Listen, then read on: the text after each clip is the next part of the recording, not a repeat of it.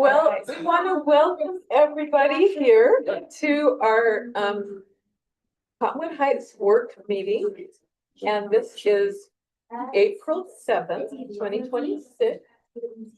And we just want to welcome everybody here. And we will begin with a review of our business meeting agenda. So after our Pledge of Allegiance and citizen comments, we have proclamations. We have Proclamation 4.1, a consideration of celebrating Arbor Day.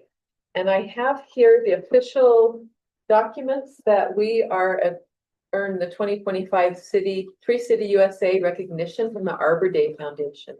We want to thank our staff, especially Maverick, who worked very hard on this. This is the 50th anniversary of Arbor Day. So this is a big honor that we have. And then we have Proclamation 2026-02 designating Public Works Week coming up. And so we celebrate our public works.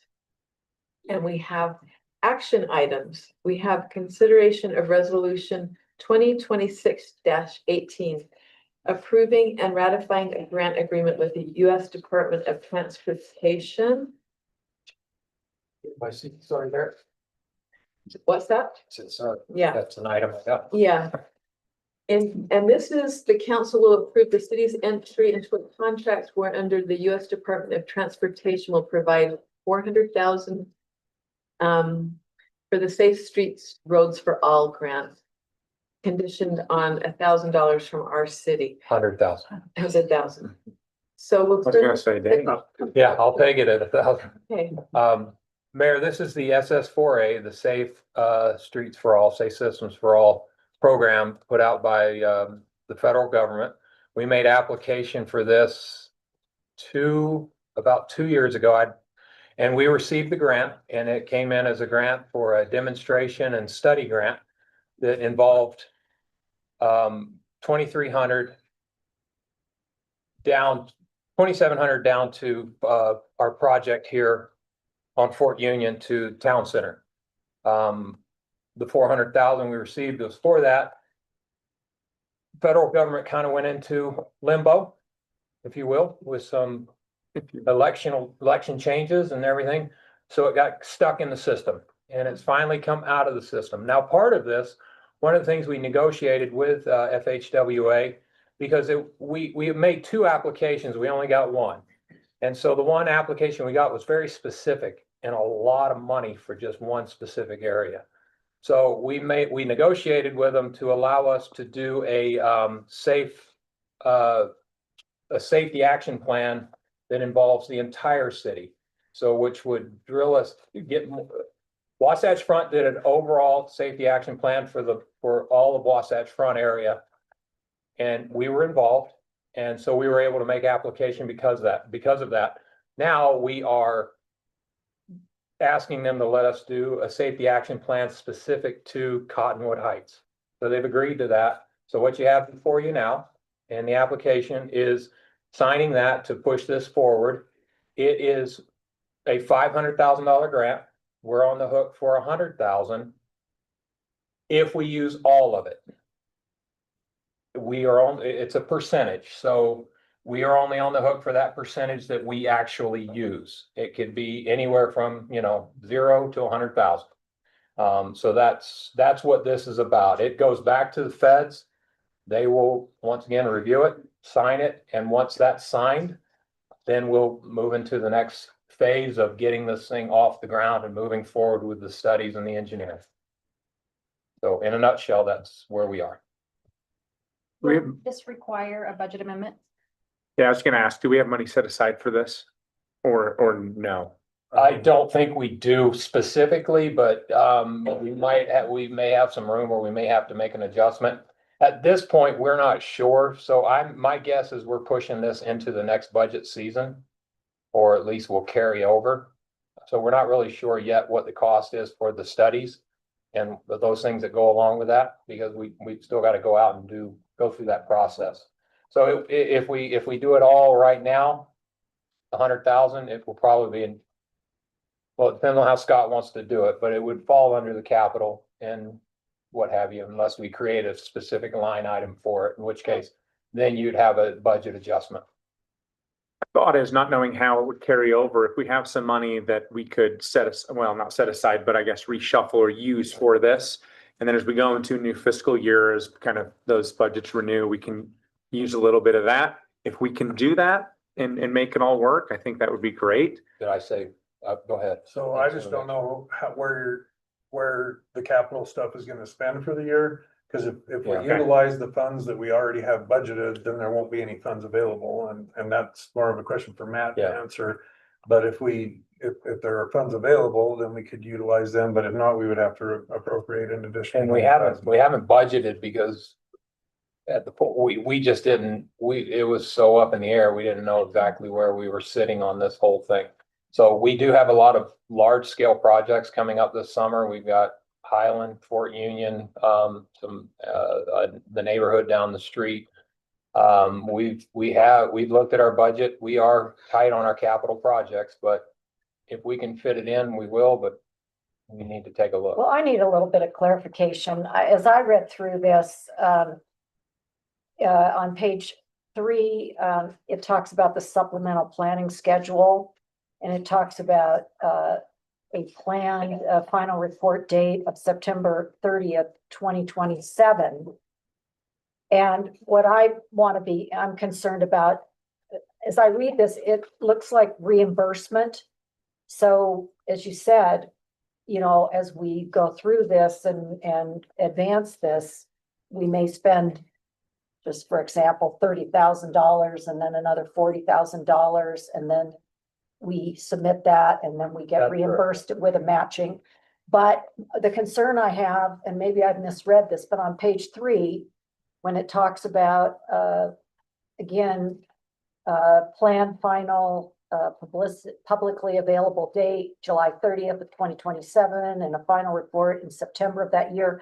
I just want to make sure that we're not boxing ourselves in. Is there a limitation on the length of time to which we can spend these monies once we get the clock ticking, so to speak? Or maybe you could clarify to me what. I guess yeah, the way it's written is in a year or so, or year, wherever we are. I can't do Year math in my and a head. half. Year and a half. We would have to have a final report complete. So this is expending it from once we start the project.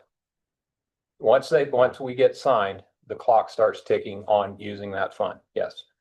And so is it realistic with our current projects and challenges to realize the benefit and bring a CSAP to completion by September of 2027? That's a good question. I think the CSAP is realistic on the time frame, but you're asking about the budgets because it is a reimbursable. Those are pass-throughs. We submit our costs to the feds. The feds in their time frame turn it around. So I think the time frame is very realistic to get it done, but yeah, like I said, the budget is an issue. It is reimbursable. It's the 100,000 that's not.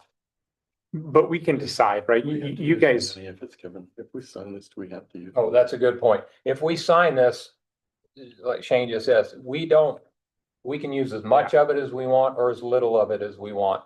It really, I mean, this is very drastic. We can use $1 of it and we would only owe 20 cents. That's obviously very drastic, but. so I'd be supportive of chugging ahead with it and just keep tabs on your projects and let us know at the end of the fiscal year kind of where things sit. If we have some extra money that we can draw from and use out of existing funds.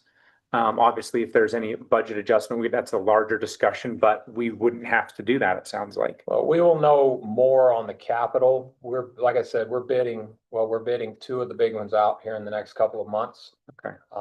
And we'll have a better idea on the contract cost of where those sit. And we already know cost on the Fort Union, through an agreement we have with them. So all of these things are in the works. So in the next month and a half, we should have a better idea. And in that month and a half, it gives us the ability to go forward with requests for proposals, to bring someone on board And then we can nail down those costs as well. So yeah, signing it doesn't lock us in. It only if we start spending, that's when it locks us in. So in the packet, I didn't see this supplemental planning. The city seeks to expand the safety study supplemental planning in parentheses to include other corridors and intersections. There's some additional references? There was the reference. Public, okay. That's on page 9 is what I'm looking I'm, at. I'm sorry, I've been through it so many times trying to.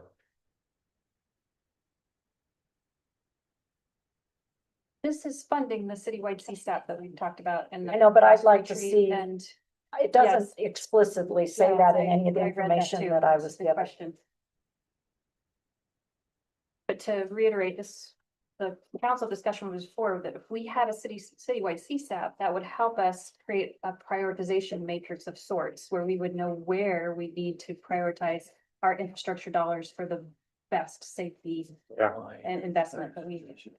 And that's been our problem. We don't know. Well, it's been a little bit of kind of squeaky wheel gets the oil approach, which I don't think any of us, and even frankly, when our residents reach out to us, we say, hey, look, we've put some money forward, we've got a plan in place, we've tiered these alls and ranked them, you're here on the list, we've got to get through these, which I think would be helpful, but For it's a good question. So one of my concerns is that when we first reviewed the SS4A grant, the document that our Public Works Department put together to describe what we wanted in a CSAP, it explicitly indicated that state routes were going to be excluded. And since I represent District 4, all of my constituents are heavily affected by both SR 210 and SR 190.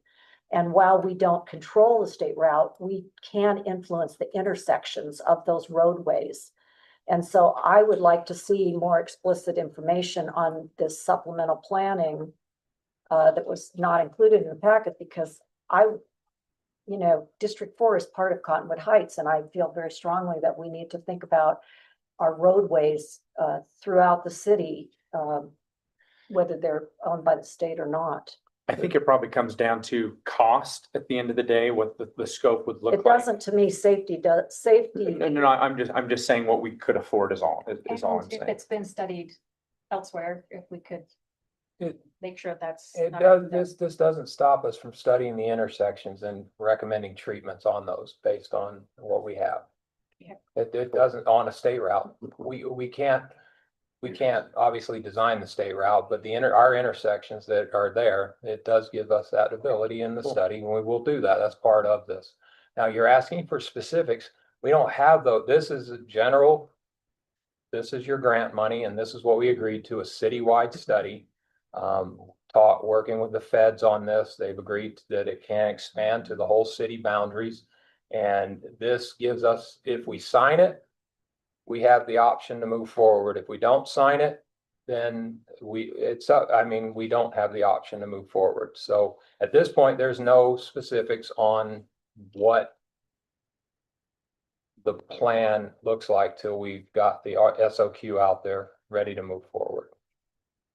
That's been very helpful for me. Are we finished with this item? Okay.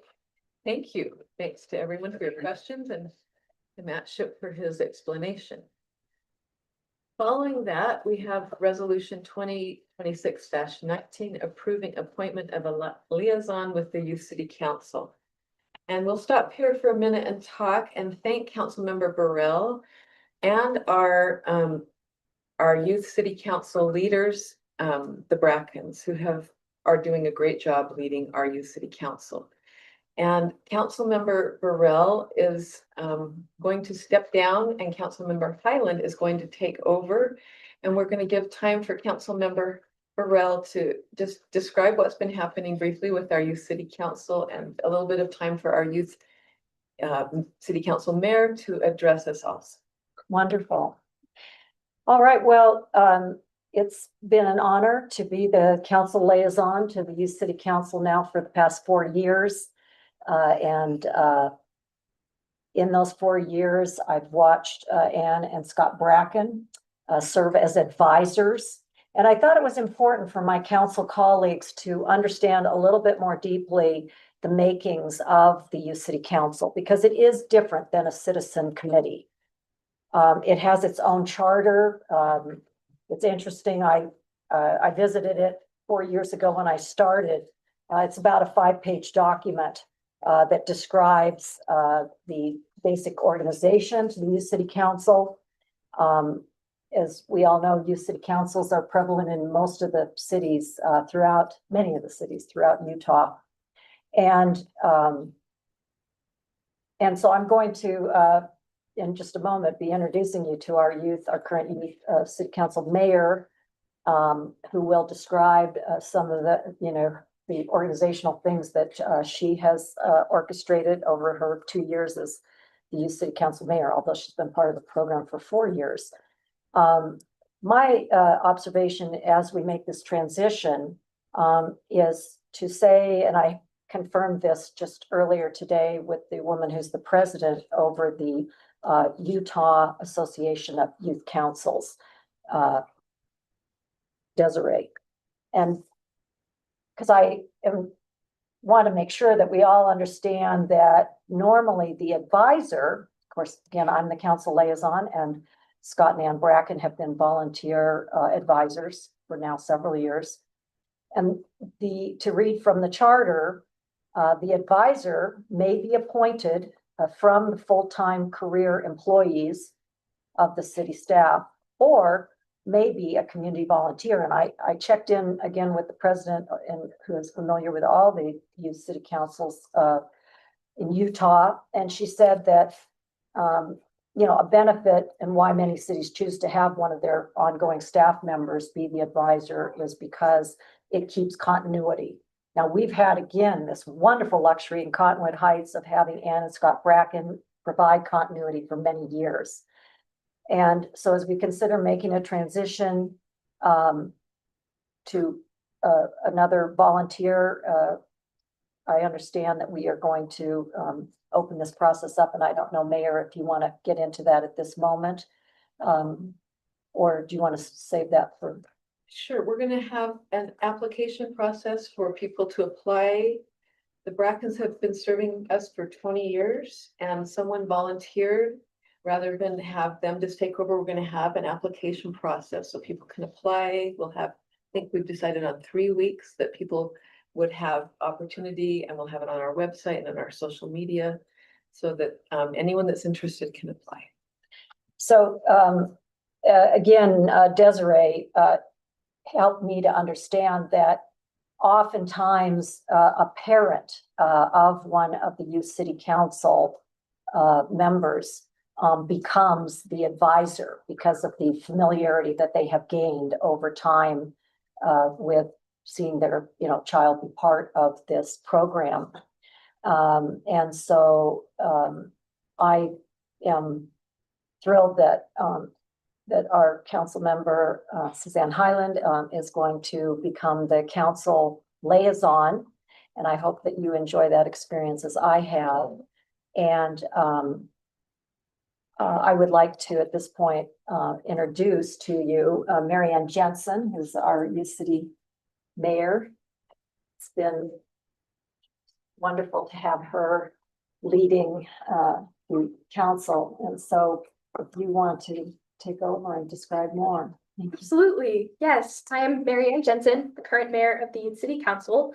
I would like to give a brief overview of what Youth City Council is, and then tell you a little bit about my experience. And then afterwards, I'll tell you some of my thoughts and hopes for the future of Youth City Council. So Youth City Council is an incredible way for the youth of Cottonwood Heights to be involved in the community and be able to serve and learn what happens behind the scenes. We meet twice a month, usually on the first and third Thursdays of every month at 4:30. And we do one of 3 activities. Either we have an education meeting where we have somebody come in and have them teach us about their role in the community. Robbie Russo just came in recently and told us about what it's like in his position. We also have service activities. In the past, we have made quilts or we have cleaned up trails in Cottonwood Heights. And we also have social activities, which are important so the youth can get to know each other. And so we feel like we belong with each other. So it's a community within the community. Additionally, we help at city events, including Butlerville Days, the Easter egg hunt, the Monster Mash, Light the Heights, and any other activities that come up. We are the helping hands that help to make these activities happen. Something that Ann Etchell has shared in the past is the Youth City Council helps to clean the tables at Butlerville Days in the tent. And she remembers that there was a couple that came in from New York City and they were able to contact her after Butlerville Days a couple years ago and say, that was the best well-run event I have ever seen. And because your youth were there, the tables were clean and it just felt welcoming. And if I'm ever in Utah, I want to come back again. So it's because of the Youth City Council, we were able to make that experience powerful, even for somebody who doesn't live in our community. So that's kind of an overview of what Youth City Council is. As Ellen mentioned, I've been part of the Youth City Council for 4 years. I joined when I heard about it at my 8th grade history class at Butler Middle School. And I was so excited to join because it's a way that I could be involved and make a difference in my community. My first year, I served as the public relations officer. My second year, I was the education officer. I love this position because I got to call people in the community and say, hey, would you come talk to us about your role? And for the past 2 years, I have been the mayor. And I've loved being the mayor because I've been able to build up that community and leadership. However, during these 4 years, I have seen that what I was promised during that presentation at Butler Middle School, what I read in the charter. I printed out the charter at home and highlighted it because there were certain things I was really excited about. But what was in the charter, what was promised, was not what I have received in the past 4 years. And I hope during this transition period, as we're finding new leadership and learning how the Cottonwood Heights Youth City Council will be in the future, we can have more youth leadership through service. This is very important to me because during my 4 years, I was able to call people and make some events happen, but I also had to fight to do that. If I wanted to be in charge of an event, I had to fight to say, I want to be in charge of this event. I want to be the person to make the phone calls. When I was the public relations officer, I wanted this position because I was really into journalism and I knew that I could write pieces that could be published in the city journal and the city paper. But this opportunity didn't just manifest itself. I wrote pieces and sent them to the people in charge all on my own to make sure that I could make my experiences the best. As the mayor, I also had to fight to get t-shirts made. And that was a whole other debacle that we will not worry about today. But I hope that rather than having to fight for these experiences where I, as a youth, can be in charge and find that sort of leadership within a leadership group, I hope that this isn't something that the youth of Cottonwood Heights have to fight for in the Youth City Council in the future. Thank you. Thank you. Okay, thank you so much for both of your presentations, and we're happy to have Councilmember Highland taking over there. Yeah, we'll take our committee assignments and share the work. I Yes. appreciate that about our council. Yes. Absolutely. Thank you all. Right, then, in our business meeting, the next thing we have is resolution 2026-20, approving appointments to the planning commission. We've had someone move and we need to make an adjustment there. And we have consideration of resolution 2026-21, approving an independent contractor agreement for event planning and coordination services. Any discussion on that? Okay, and consideration of resolution 2026-22, amending surplusing requirements. And this is a surplus command post vehicle that is 30 years old that needs to be surplused. With that, we're ready to return back to our session. Great. Can I take a point of Yeah. privilege, Yeah, Mayor, at please. this point in time? Yeah. I want to acknowledge Councilmember Highland. We had a community event here and there were some 80+ residents that came in for this conversation. She led this in a manner that created an environment that was conducive to conversation. She had all of her ducks in a row, all of the information was available. We didn't have any contention throughout the conversation, which was wonderful. And we got to hear some really good feedback from our residents based on some of the issues that we're dealing with here right now in the city.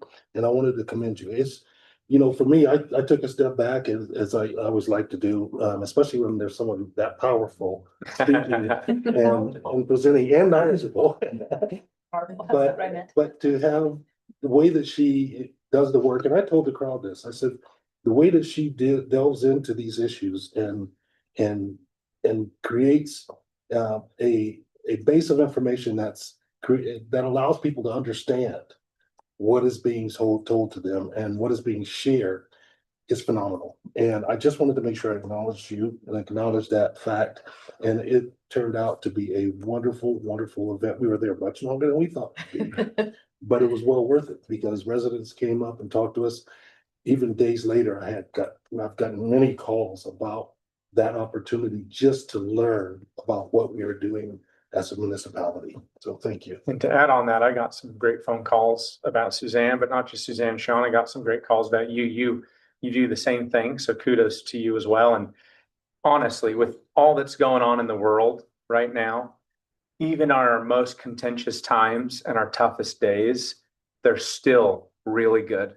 And we're super blessed to call this place home.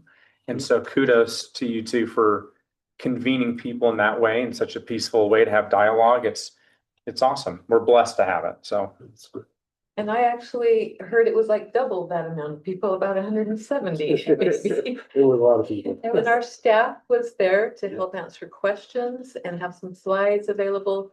So I want to thank our staff and both these council members. They responded to residents who reached out. And we want to do further meetings like this one. This is the topic of our budget. Yeah. And we would encourage, I'm very glad, Councilmember Newell, that you brought this up. I wanted to add it to the agenda, so you've done that for us. And we want to encourage all of us as council members to continue doing this work of reaching out and engaging on all topics, but especially right now on the budget. So thank you. It was resident organized. I want to make Mhm. everyone aware that that's, I think, why it was so well received.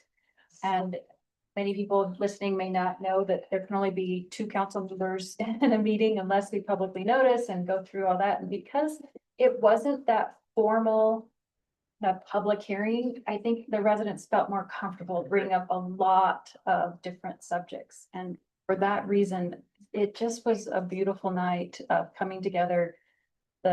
Mike Hansen, who introduced us, said, let's remember civility and decorum as we exchange ideas. And that set the tone for the meeting. So it was tense at the beginning. And as we modeled civil dialogue, that whole room shifted to, hey, let's work together. And so that's what we would like to encourage our council to Yeah. do. Kudos. Yes, thank you. Hey, thank you again. All right, now we're ready for reports. And we have the Central Wasatch Commission. We have Lindsay Nelson here, their executive director, who will share a report with us. Welcome, Lindsay.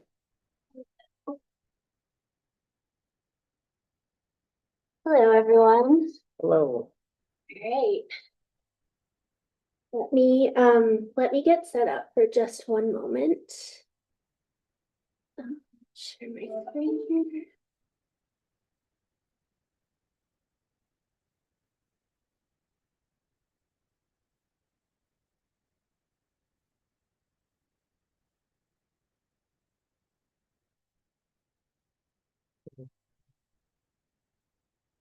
Okay. Hello. Councilmember Burrell. Many of you know me. My name is Lindsay Nielsen. I'm the executive director of the Central Wasatch Commission. That's an honor that I get to lead the organization that your mayor, Mayor Benyon, generously commits her time to. month to month at our meetings. Previously, Councilmember Burrell was our commissioner representing Cottonwood Heights, and I am here to make my annual visit to you, to have some FaceTime and to tell you about everything that we've accomplished in the last year and to answer any questions that any of you might have. Okay. Okay.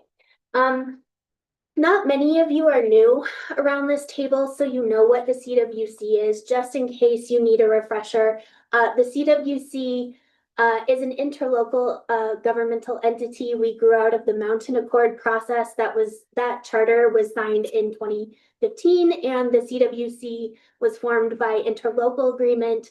Cottonwood Heights was a signing member in 2017. And since then, we've served to work together to convene all of the major jurisdictions along the Wasatch Front and the Wasatch Back to talk about the issues pertinent and germane to the Central Wasatch Mountains. So those are issues related to transportation, recreation, environment, and the economy of the Central Wasatch Mountains. And this slide shows our membership. So I said we were an interlocal governmental entity. That means we're a governmental entity composed of other governments. These are our jurisdictional members. The third row, those are our ex officio members. That just means non-voting. Well, actually Brighton's a fully voting member, but High Valley, UTA, and Metro Water ex officio. We have special advisors from Solitude Mountain Resort and Save Our Canyons. Okay. In addition to the convening aspect of the Central Wasatch Commission, our portfolio of work has grown since over the many years that I've been coming to talk to you about what we've done.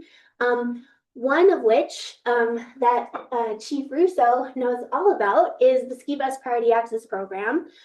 This is a program that the CWC, in partnership with Sandy City Police Department, Cottonwood Heights Police Department, sits in on these planning meetings. UTA and UDOT got together to devise solutions for traffic congestion and the traffic issue and headache that Cottonwood Heights residents, Sandy City residents, and skier traffic experience on really heavy snow days. Okay. And we're proud to say that since this program started in 2021, we've been able to reduce the travel time on the ski bus by an average of upwards of 50 minutes. That's 34%. That's a huge percent. So good things. This is the map that shows how and where that Ski Bus Priority Access Program takes place and how the traffic is calmed and ordered. Yeah, happy to answer any questions if you have them. Moving on through our portfolio of work, this is relatively new. I don't know if any of you have had a chance to attend the Central Wasatch Symposium. I know Mayor Benyon did. Pardon me? Oh, I just said I did. Oh, yes, Councilmember Burrell as well. For the past 2 years, we've held a really special event called the Central Wasatch Symposium. It's essentially a distillation of the work of the CWC down into 2 days. We hear from the experts from all of the 4 focus areas that I just mentioned: economy, recreation, transportation, and environment. In the first year, over 200 people attended. Terry Tempest Williams gave our keynote. This most recent year, we had Darren Perry, who is a Shoshone elder, come to speak and give our keynote. It was excellent. Both years, those keynote speakers left our audience in tears, which is not always the goal, but it was welcome. I have to say it was really lovely to listen to both of them. In addition to the transportation work that I mentioned and this symposium event that I just mentioned, we facilitate and administer a grant program called the Short-Term Project Grant Program. And this has been in existence since 2020. And since then, we've dispersed hundreds of thousands of dollars, many of which have come right back to projects taking place here in Cottonwood Heights. For example, we helped to maintain the trailhead bathrooms in the Cottonwood Canyons and in Mill Creek Canyon. We facilitate or we help fund a backcountry ski shuttle that services the Cottonwood Canyons. We help to pay to maintain the fixed rock anchor hardware that is essential for safe climbing in these canyons. And then we help fund, actually we fully fund the abatement work of graffiti tags across the canyons. Okay. Yeah, so this has been a shortened presentation of our work because I've been here many years in the past. You know what we do. It's just a refresher. I haven't had the chance to talk to you about our Cornerstone project for the past many years because it's been on hiatus. But this year we get to talk about it again. It is called the Central Wasatch National Conservation and Recreation Area Act, the CWNCRA. It was, this is what culminated at the end of the Mountain Accord process, was this piece of congressional legislation. We are starting to re-engage regional stakeholders to see whether they have an interest or they have needs still that could be addressed within a piece of legislation like this. The answer from those regional stakeholders have overwhelmingly been yes. The issues that Mountain Accord set out to address have not gone away in the 10 years since the Mountain Accord Charter was signed. In many cases, those issues have gotten worse. Okay, so yep, we are re-engaging with the CWNCRA. Now, last but not least, our membership contributions. So every year, these are presentations that I make to every single one of our member jurisdictions every single year, just to say hi, to have some FaceTime, and to talk about our membership contributions. The way that the CWC is funded is we are funded by our member jurisdictions and by the generosity of the state of Utah. We go for legislative appropriations every single year. Since the inception of the organization of the CWC in 2017, when the ILA was signed, membership dues have not gone up, but the cost of services and inflation have. What that meant for the organization, for CWC, is this fiscal year we were put in a severe deficit and we had to take some measures to balance our budget that were more drastic than we have had to do in the past. So what this led to is a number of actions, one of which was Commissioner Zoltansky, Mayor of Sandy City, moving to form a funding committee at the CWC. That funding committee was staffed by, well, CWC staff, but it was, the membership of the committee was Mayor Zoltansky from Sandy City, Mayor Scotty John from the town of Brighton, and Council Member Bev Weepy from Mill Creek City. Okay, and together that funding committee directed staff to undertake an analysis of our membership contributions over the years. And they directed that analysis to look through the lens of a number of metrics, quantitative and qualitative, because the work of the CWC is both quantitative and qualitative. Okay, hence this. This is small. I can send this to you if you would like to look at this in more detail. Cottonwood Heights is highlighted because that's who we're talking to right now. So this is the quantitative components of our analysis for our membership dues. This took into account the most recent population data for every single one of our for our member jurisdictions. That also took into account property tax and income sales tax as well. And then it took into account the Mountain Accord contribution if the specific jurisdiction was a member and participated during the Mountain Accord process, and then ran that through a series of calculations and ended up with that total quantitative score at the very right-hand side of your screen that you're looking at there. Okay. The goal here with these quantitative components was to standardize the membership jurisdictions across all of our members. before each of our member jurisdictions were essentially paying either historically what they were based on an arbitrary agreement during the Mountain Accord years, or it was just pay what they could, essentially. So this exercise was undertaken with the goal of basing our membership dues in defensible and standardized and a standardized process. Okay.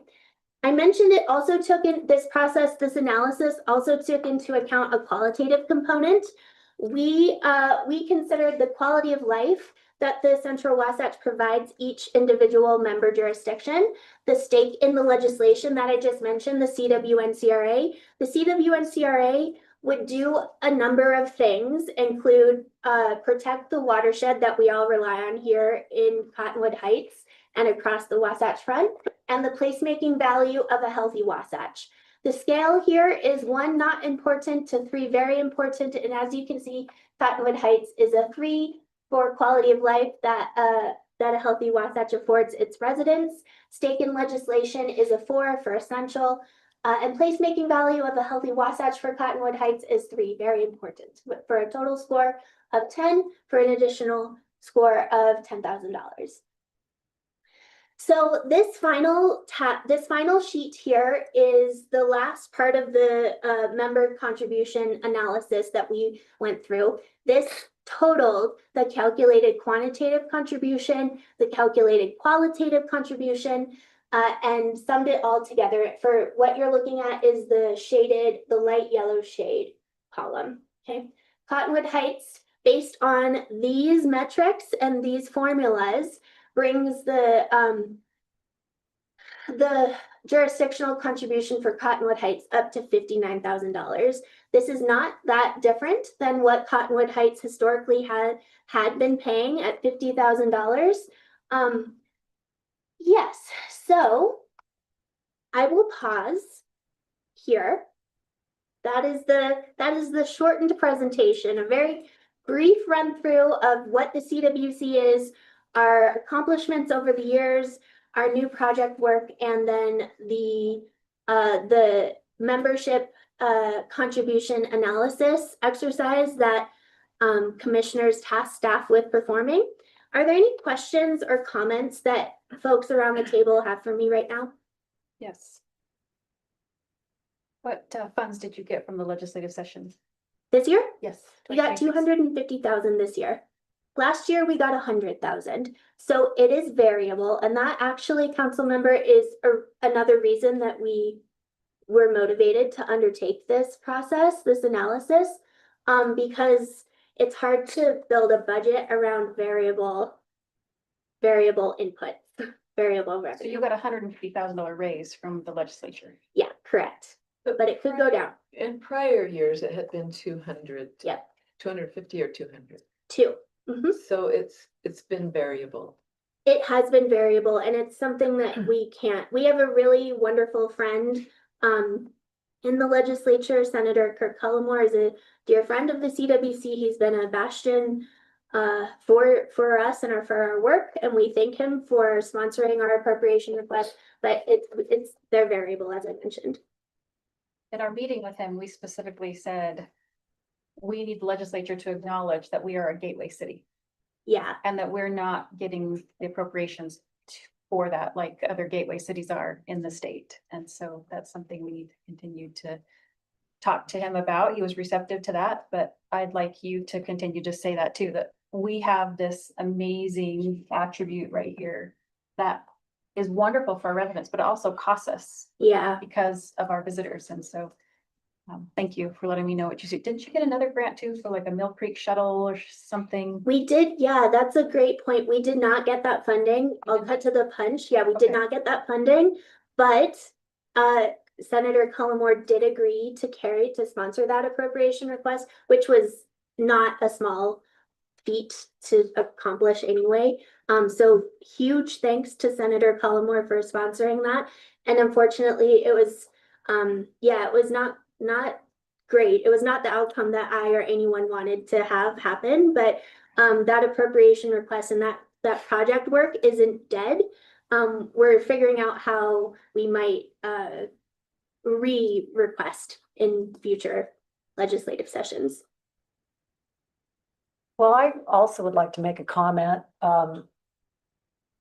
In serving as a commissioner, and I've studied the CWC over the years.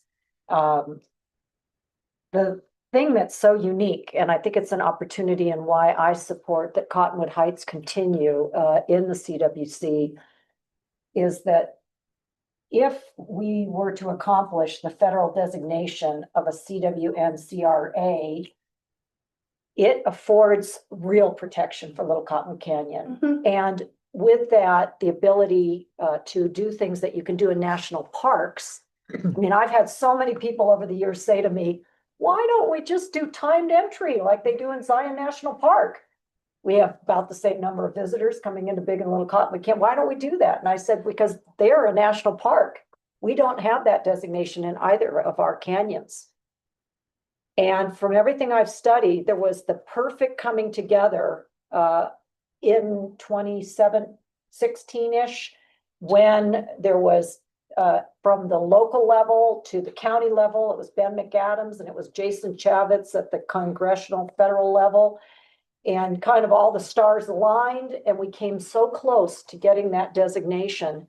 And from everything I can tell, that push for this CWN-CRA could make all the difference for our residents of Cottonwood Heights in the quality of our life, dealing with the traffic, preserving the canyon.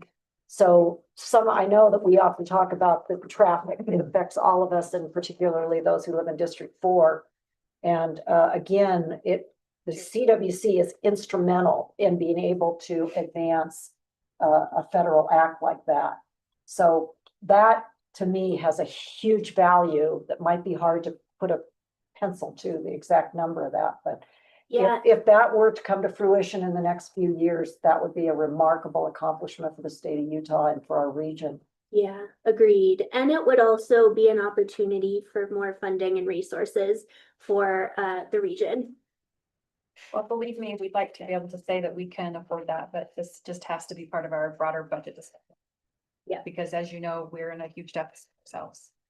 So, but Yeah. thank you for bringing all of this to our awareness. And I too have studied the Mountain Accord, and there were some remarkable things that came out of it, but they just haven't quite come to fruition yet. Yeah, we're working on it all. Do you have a question, council member? No, Okay. good. Suzanne took it and said it in a much nicer, wonderful way than I would have. So. Thank you so much. Thank you. Okay, the next on our agenda is South Valley Chamber Report, and we have Jay Francis, the president and CEO. Mayor, is it all right if I stand? Yeah, I don't know where you'd like me to stand. probably where the key can get you. Where the camera can get me? Yeah. My parole officer. Yes. Thank you. Good to see you. Yes. Well, thank you and appreciate being here. And first order of business is, Chief, I want you to know another year's gone by and I haven't had to use the get out of jail card you gave me.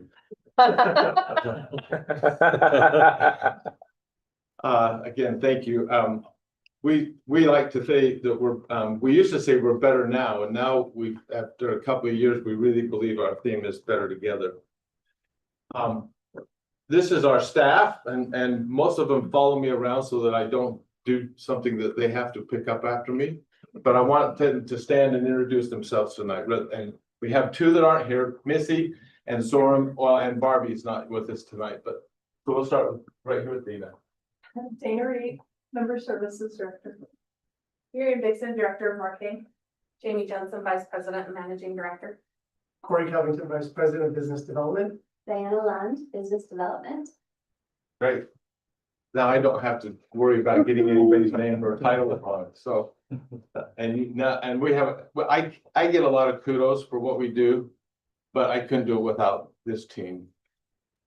Our executive committee, and our board, which will be the next slide, is why I sleep at night. And we have a great executive committee representing both small and medium and large sized businesses. This is our board.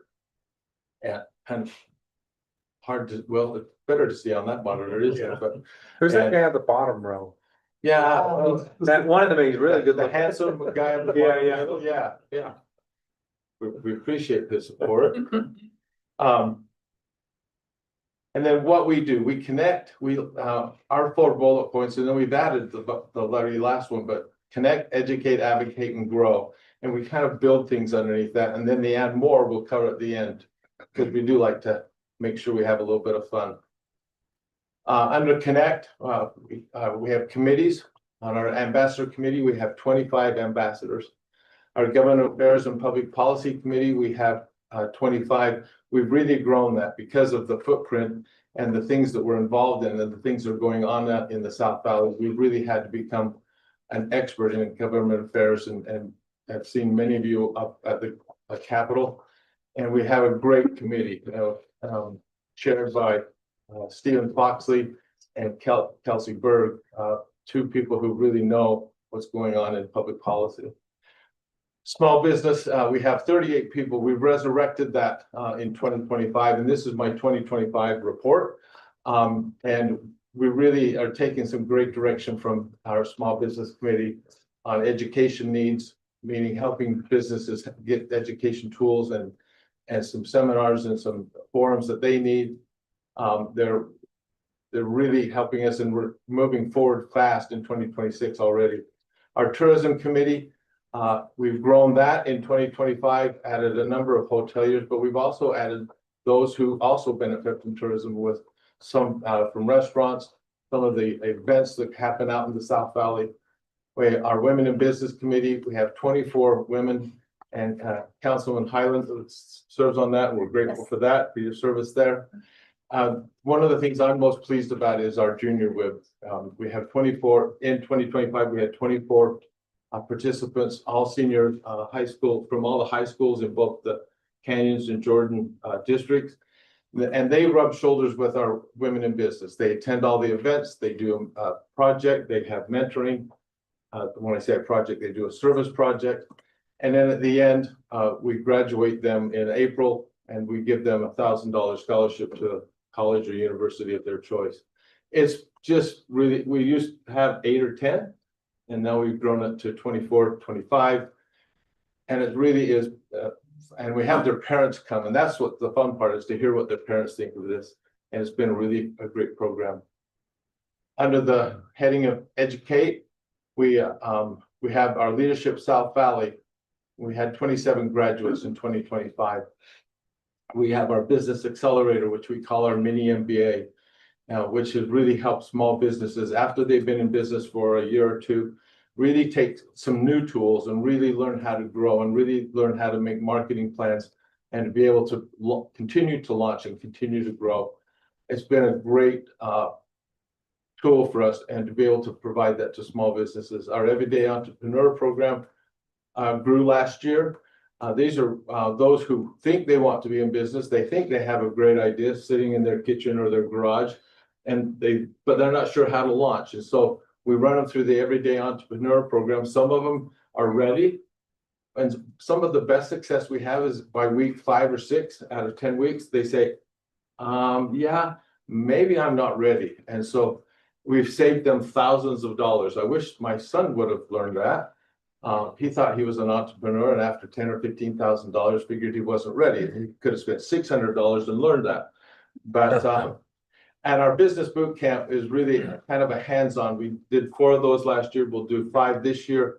But this is where those who don't have the resources of large business, they learn about HR. They learn how to do their own social media. They learn how to do marketing plans. Next week, we're doing one on sales. And because we're all in sales, whether we're selling, cars, widgets, or other products, we're all in sales and selling ourselves. And so that it'll be, and they do it. We've turned them into workshops. So they present for a little bit, and then they go down and they get hands-on with the participants there. In many cases, hands-on with them and their computers. Under Advocate, we held some roundtables We held executive forums. We did several meet the candidates nights. In 2025, we tracked 25+ bills during the legislative session. And we're very successful, especially ones that were going to affect small business and how it would affect them. We held an In the Know where we hosted, Robert Spenlove gave a great seminar on the Big Beautiful Bill. And then we had the Wasatch Front Regional Council come and present their plan for the whole South Valley. We held a legislative review with Senator Fillmore and with Representative Elisa. Under GROW, these are the events that we held. Our Connect After Hours. We held 7 events last year with 600 over 600 attendees. The committee has now convinced me that they'd like to do every month, and so we've been doing every month. In fact, in a couple of weeks, we'll be here in Cottonwood Heights at 8 Settlers holding our business after hours, and they're excited. We've done it there a couple of years ago. It's a great event, and it's a great location. Our Let's Do Lunch. We alternate our Let's Do Lunch with our Meet the Member. We held 5 Let's Do Lunch with over 700 attendees. Our Meet the Members. We have held 5 of those with over just about 400 attendees. We hold that at the event room at our office. It's become really popular. We're happy to hold it in the event room next to our office because they don't want to leave. And so we can go back and go to work as they stay in and continue to network. And it's one of the places where they get to kind of stand up. We select 12 to 15 every month to be able to they get 2 minutes to be able to tell everybody who they are. Our Women in Business is off the charts. We held 10 of those last year, over 1,200 attendees, and it continues to be a real popular. The last 2 we've held, we've had to put up a sold out sign. We're looking for larger venues, but they are just rocking it. And Jamie leads that with a committee and a chair, and they're doing amazing stuff. And more. So we held 3 golf tournaments last year at Old Mill, River Oaks, and Glenmore. We held the Titan Awards where we honored 4 honorees, had 650+ attendees, and also honored Small Business of the Year. And then we held our Shark Tank in 2025, where 10 students pitched their business, and we awarded over $9,500. Actually, truth be told, that's what we awarded. But Brandon Fugel was on one of the judges, and he came with a little extra cash in his pocket, and some of the 4th, 5th, 6th, 7th, 8th place got a little Brandon Fugel money. It continues to be one of my favorite events because regardless of what we hear about what's going on in the community, what's going on in the world, you go away from this event saying, okay, with youth like that, we're going to be okay. And so tickled a couple of weeks ago, Mayor, to have you attend this year's, and Sharon, you were there as well, and hope you. I just wish that they had that kind of thing when I was growing up. I would be the nation's #1 go-kart manufacturer if I'd have learned how to do it. I did it in my dad's garage, but I didn't know what I was doing. Tourism, because we have a couple of members of hoteliers and restaurants from this area on our tourism committee, I wanted to share that we brought in we work with Sports Salt Lake, and Zorm's on our kind of a part-time staff member with us. But with sporting events, we brought in almost 180,000 visitors to the South Valley, just about 41,000 room nights. And the economic impact that brought to the South Valley was $66 million. And we invested less than $90,000 actually $80,000 to make that happen, to have these teams and all these parents. We want the volleyball group to come back more and more. Those moms really know how to spend. So we also ran. So these are I can't see it from here, but these are some of the top 5 tourism or sports events that came. The gymnastics, archery. Gymnastics came a second time. Triple Crown Sports and Jam on It, and they were all they're looking for places to play, and they're all across the South Valley. We have baseball from out of state that's just craving fields. We don't have enough baseball fields to really bring many in, but we're working with some other communities. We also run a tourism campaign, last year in 2025 that rolled over into, 2026. We ran a winter campaign. You can see the impressions and the events. It started off slow, and so in November, and early December, we ran a staycation campaign, and it was at the recommendation of the hoteliers, and it was very successful. Because, you know, again, we're not talking this year, we're talking, you know, a year ago, even though snow this year was even worse. But we got people to, you know, instead of going somewhere else, they came and took their families to hotels and did a staycation. Was the hotels were really happy with both campaigns. For 2026, we're gonna be focused, we're gonna be strategic, and we're gonna be purpose driven. We believe it's really important that we help our businesses understand it's important for them to give service and to give back to the community. And we're already, with all of our committees, we're planning opportunities and have already done many things where they can give back. I learned that from probably the greatest citizen who gives back to our community. I had the chance of working with Gail Miller hand in hand for 10 years. Worked for her for 36 years, but hand in hand for 10. We're going to focus on business growth and economic development in the whole South Valley. Our member retention and value. We have grown over the last 5 years as a chamber, and now it's important for us to retain and to keep them and to be able to make sure that we're providing value. And then I mentioned our public policy and government affairs earlier. We realize that this is one where we need to kind of bolster up and be a little bit better at. I need to be better. My people on my committee are experts, but I need to learn to be better. And we're going to be stronger, and we're going to lead out. We've already done that in 2026. I'm talking, this is 2025, but 2026, we had a great year in public policy. As announced at our State of the Chamber, we're going to have a new Small Business Impact Award, where we'll be awarding a small business with the Small Business of Impact of the Year. We're going to do that on May 5th. I know we have sent you information on that. And once again, 8 Settlers was your choice, and they have been notified. And it didn't take her but 3 minutes to reply to the email, and you could read the excitement as she replied back. And they'll have seats there as well.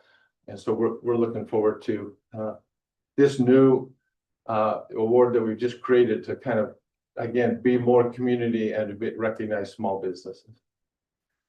I just wanted to throw in a couple of things here about our relationship. And I look at our relationship as a partnership, not a membership. You know, we have lots of members, but I believe our relationship is a partnership, and that we're helping to extend economic development throughout Cottonwood Heights. We strengthen communication and trust. We're advancing and sharing priorities. We're strengthening the community brand. And as I started off, we really believe that this is a partnership, not a membership, and that I appreciate the partnership we have, and that we can work together. And we can, if you have city events, we try to partner with you on that. We try to bring partners to other things as well with our connections. And that's my report for 2025.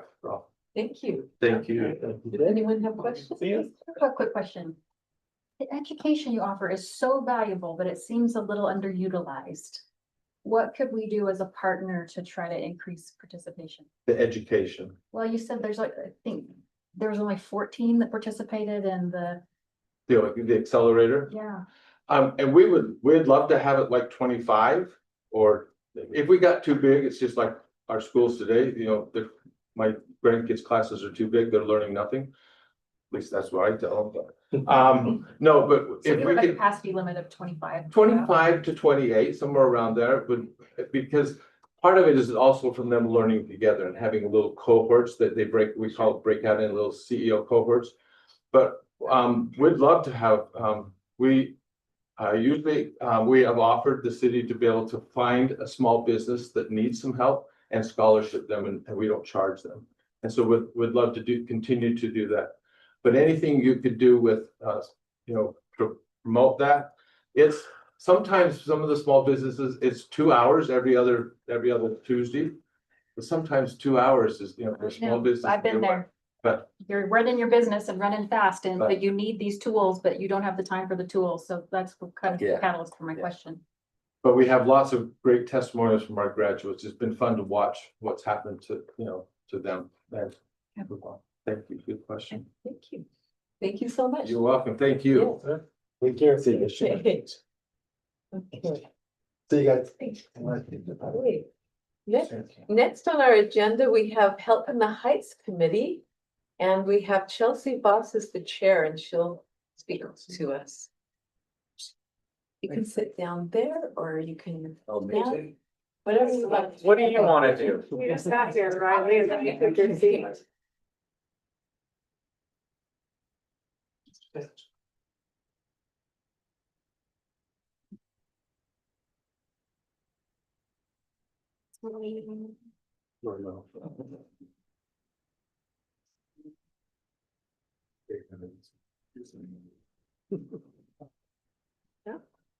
And then we have Sandra Stevens from our staff.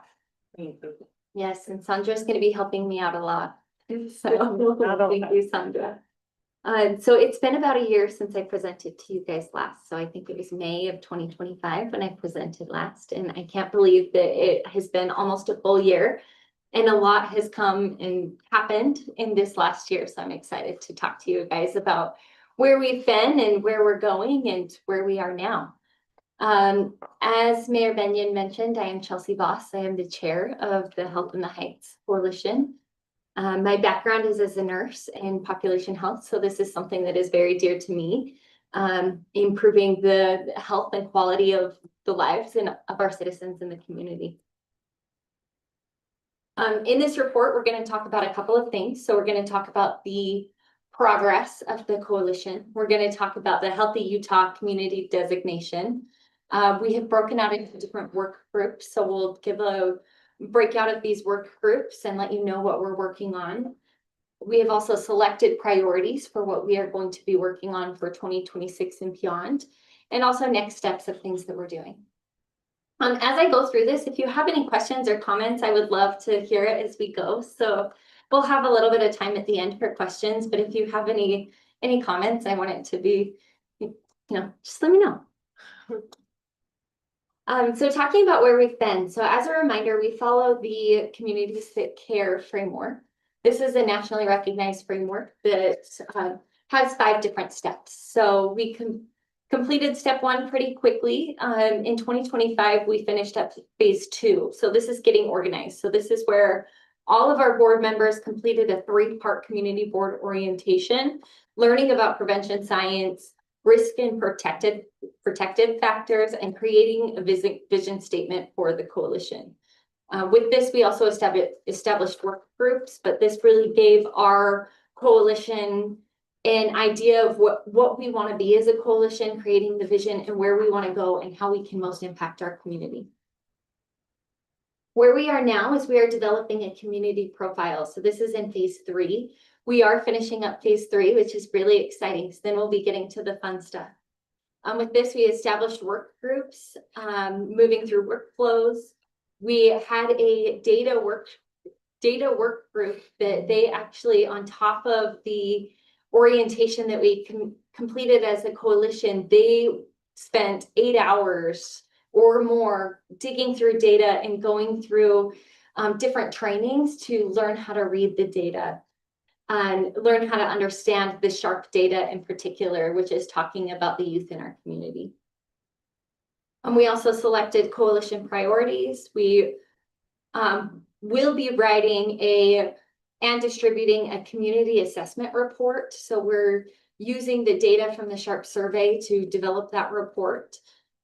We will have a report that has a little bit more detail, a little bit more in the weeds for the coalition to work off of. And then we'll also have a public facing report that doesn't include as much of the data that is protected by the SHARP survey, but also letting the community know this is what we're focusing on as a coalition.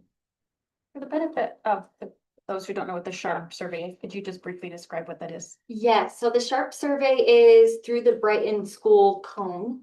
So it's completed every 2 years by the students within the cone. They do have to opt into it, I believe. Yes, so it stands for Student Health and Risk Prevention Survey is given in the odd years. They're actually changing that. They're going to be giving it again in 2026. They're switching it to fall. It's usually given in the spring of the odd years, but it is a voluntary parental consent. The students have to opt in, and it's given to 6th, 8th, 10th, and 12th graders. And the Brighton Cone is the data that we use for the SHARP survey, which is Brighton High School and all of the schools that feed in to Brighton High. So thank you for that question. And the SHARP, is that administered through the state school board, or is? It is, yes. So when Chelsea's referring to, you know, 2 different reports, when the community assessment report, we do have an MOU with Canyon School District, and so the data is protected. And so we cannot, in a public meeting such as this, we cannot give specific statistics that are given in that data in the report, but we can do it in our closed meetings. So. Thank you. Great question, thank you. In this phase, we will be forming a resource assessment work group where we will take the priorities that we have selected and identify what kind of resources are available to start to combat some of the things that we're seeing within our community. And that leads us to where we're going. So we'll develop a community action plan. We're going to select tested and effective programs, policies, and practices to target these selected priorities. And we'll talk about what those selected priorities are in a future slide. And then we're going to identify and secure needed funding and resources for our coalition to move forward. Since we last talked, so last time I talked in May of 2025, we had just applied for the Healthy Utah Communities designation. So with this as a reminder, we selected strategies from different categories of access to healthy food, mental health, and active living. We completed those strategies for our application, and our application was accepted. So we are now a Healthy Utah community, which is really exciting to have this designation. This designation, we do have to reapply in 3 years, so we will have to select new strategies. So we will be doing that over the next 2.5 years to reapply for the next designation. So in phase 2, we have established work groups. So we currently have 4 different work groups. So we've got the community outreach and PR work group, youth involvement, data, and board maintenance work groups. With the community outreach, really their priorities are to engage the community and educate the community of what we're doing. They will be promoting a National Drug Take Back Day. And if you guys remember that, from last year, we collected, I think it was 76 pounds of drugs from our community and had them disposed of in a correct way, I guess. And so this is drugs that could have been, used inappropriately or abused or gotten into the wrong hands. So I'm really excited that we will be doing this again in April. I think it's April 25th. So mark your guys' calendar and start digging out of your cabinets. We'll also be promoting the drug take back box that we actually have in this building. I think a lot of people don't know that we have that as a resource in our community. They've also created, the community and outreach group has created a flyer that we can use in community events. We have been attending some community events like tabling in some events as well. And they also created a feature article in December's newsletter, just letting the community know who we are and what we're working on. Board maintenance, we are doing, involves sustaining and creating a board and just maintaining that board. So we have written community bylaws, we've created a mission statement, and we will be doing board member spotlights each month just to keep our board engaged and make sure that our members will continue to stay with us so we can keep doing the work that we are doing. Youth involvement, since we are using a communities that care framework, we really like to involve the youth. We actually have, our youth mayor is the chair of this group. So they are working on a list of youth-involved organizations in the community and sending emails to outreach to these organizations so that we can partner with them to help the youth in our community. Lastly, this is our data work group. So they have, like I said, they've attended 8 hours of workshops to learn how to read and analyze the SHARP survey. They have identified priorities and risk factors and behaviors based off of that SHARP survey that we'll be focusing on. And they will be writing a community assessment report to share with the both our board and the community. These are the coalition priorities that we have chosen. So they are low commitment to school, access and perceived availability of substances, and parental attitudes favorable to antisocial behavior. So Sandra will go into a bit more detail about each of these. Yeah, and I might still my notes. Okay. Like using None of that.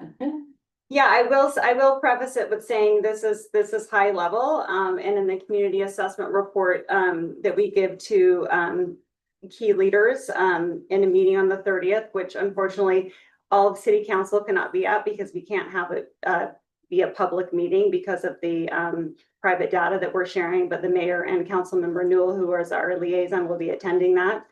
But we will be giving more specifics here and we'll be tying in what the behaviors are that these are risk factors are associated with, and also highlighting where we're doing really well in the Cottonwood Heights community. So those protective factors, things like, you know, I heard a lot in the presentations before as of what we would call pro-social activities, right? So a lot of opportunity for pro-social involvement in this community with the youth. We're doing really well with things like family attachment, and teacher and student relationships. So this is kind of highlighting what is it that we need to work on, and you know, what are our challenges and our opportunities. So just so everyone's on the same page, when we say risk factors, these are conditions that increase the likelihood that youth will engage in problem behaviors. It doesn't mean that they will, but we want to address these things because, as you know, we are you know, prevention science driven, and we like to get in front of the problems before they occur. And so based off of the SHARP data that we just gathered and analyzed from 2025, this is what we've selected as the top 3 risk priorities. So, or risk factors. So low commitment to school. So I know you can all read on there, but you know, youth are often say that they enjoy school, but they don't always find it as meaningful as, you know, we would like to see. And we know that that can lead to things like substance use or negative behaviors. And so low commitment to school is something that we feel we can tackle. And I'll also say, when we look at these risk factors, we went through, like Chelsea said, it's probably over 8 hours. The data work group had a strong commitment to the work for a few months there. But we also looked at, okay, you know, these are statistically significant things according to the SHARP survey, but also what do we feel is changeable as a committee? And so we put them through sort of a working matrix, and we feel like low commitment to school is definitely something that we can address, especially with some of our key leaders that serve on Canyon School District, and that we can really implement, you know, prevention-driven strategies and programs that can address this issue. Access and perceived availability of substances. Youth often overestimate how many of their peers are actually engaging in substance use, and when perceived use is higher, you know, these youth tend to feel pressure to engage in these behaviors as well. There are very statistical significance in, you know, how many kids actually think people are using versus what the use rate actually is. Having said that, we do have some substances that have gone up that we will also be addressing as a behavior. So, and, you know, new substances or drugs come on the scene. And so we've seen, you know, a rise in things like the nicotine pouches, which have become very popular with students. And we've also seen increases in alcohol as well. Patch or pouch? Pouch. Yeah, it says patch, but Oh, you're sorry. talking like Zin patch. Yes, patch. yes, sorry. That was, as I was reading that, I was. Yes. I was like, the patch that I like never gets you to seen- stop No, smoking? no. No, That was my that question. might be helpful for some, Yeah. right? Yes, So you're thank saying you. nicotine pouch is in chewing tobacco? Yes, the Zin Just is the- the most It's popular not brand. tobacco. It's not chewing, but it's just a pouch that they place that can be very discreet in their mouth still. And it's available in so many different flavors. Do they sell them at the same stores that sell Convenience vaping? store, no, it's at a convenience store. Zins are Then is. go anywhere Yeah. they'd be sold there. It's very accessible. Yes. I will say there was recent legislation passed. I think it goes into effect in July, which I think it will be combating the selling of this in some form. Same thing with, Sharp Survey doesn't look something like Kratom, for example, which is, you may have heard of is a current drug that's sold in convenience stores and all over. And so they passed legislation around that as well, so that it's regulated in some form. How are we doing compared to the rest of the valley? Is that something that we track? Yes, it is something that we track. It's a good question. When we pick these things specifically, we are looking at how are we doing in comparison to the state. And so these are areas where we're doing trending worse or trending in a wrong direction. Overall, I would say we're doing quite well in comparison to the state, but there are these, risk factors where we are trending in the wrong direction. Does that answer your question? No. Yeah, I can't Sounds like we're doing good overall, but there's some trends that we're worried about. Yes, exactly. And alcohol and marijuana are mind altering. Nicotine pouches aren't awesome, but they're not mind altering. So it's interesting. Nicotine is very addictive. It's addictive, but you it doesn't, don't get a DUI or anything. yeah, you don't get a DUI or something like that for sucking on a nicotine pouch. Sure. So it's just interesting. Yeah, Definitely a negative health, Yeah, for sure. yes. a little different. Yeah, and then the last one here is parental attitudes favorable to antisocial behavior, which is kind of a lot of words going on there. But, anytime that youth perceive that their parents are in favor of things like, we ask questions in the Sharp survey, like, if you're someone who consumes alcohol, where are you getting the alcohol from? And we have a high percentage of students who are reporting that they are drinking it in someone's house with parental permission. And so that would be an example of that. Or knowing that, or thinking, again, as perceived, that my parents think it would be okay for me to drink alcohol, or perceiving my parents would think it would be okay if I stole something that was $5 or less. Those would be considered antisocial behaviors. And so there's work that we can do to, one, perhaps the perception is wrong with the students and their parental attitudes, and some education with the parents as well. I think oftentimes when we think about consuming things like alcohol in homes, I think there's a misconception from parents where they think, hey, if there's drinking in my house, it's safer, right? They're not out in the car, they're not at a party. But we know that underage drinking is harmful for so many reasons, the main one being their brain development. And so we have a lot of campaigns at our fingertips where we can kind of tackle these things. So I hope that spills over into something that's quite alarming for me on social media too, and that's when there's discussions about e-bikes and so many of the parents are like, well, just let the kids be kids. And they have no idea what the rules of the road are. And so I am genuinely shocked at what comes up on social media that is just favorable to just do whatever. So I hope there's spillover there too, because, the worst thing we could see in this community is somebody who gets seriously injured or dies from an accident because of lax parental attitudes. absolutely. Back to you. Okay. So with the next steps for Health in the Heights, so what we will be working on next is developing that community assessment report. We'll be establishing the resource assessment work group. So this is the work group that will be looking at those resources that we have with the state of Utah and the community. And then also creating that community action plan. Anything else you want to add on that one? I don't think so. This has been an exciting phase for us. It's Yeah, it been a has. very busy phase. But we're finally in the weeds, and I think that feels good to the coalition.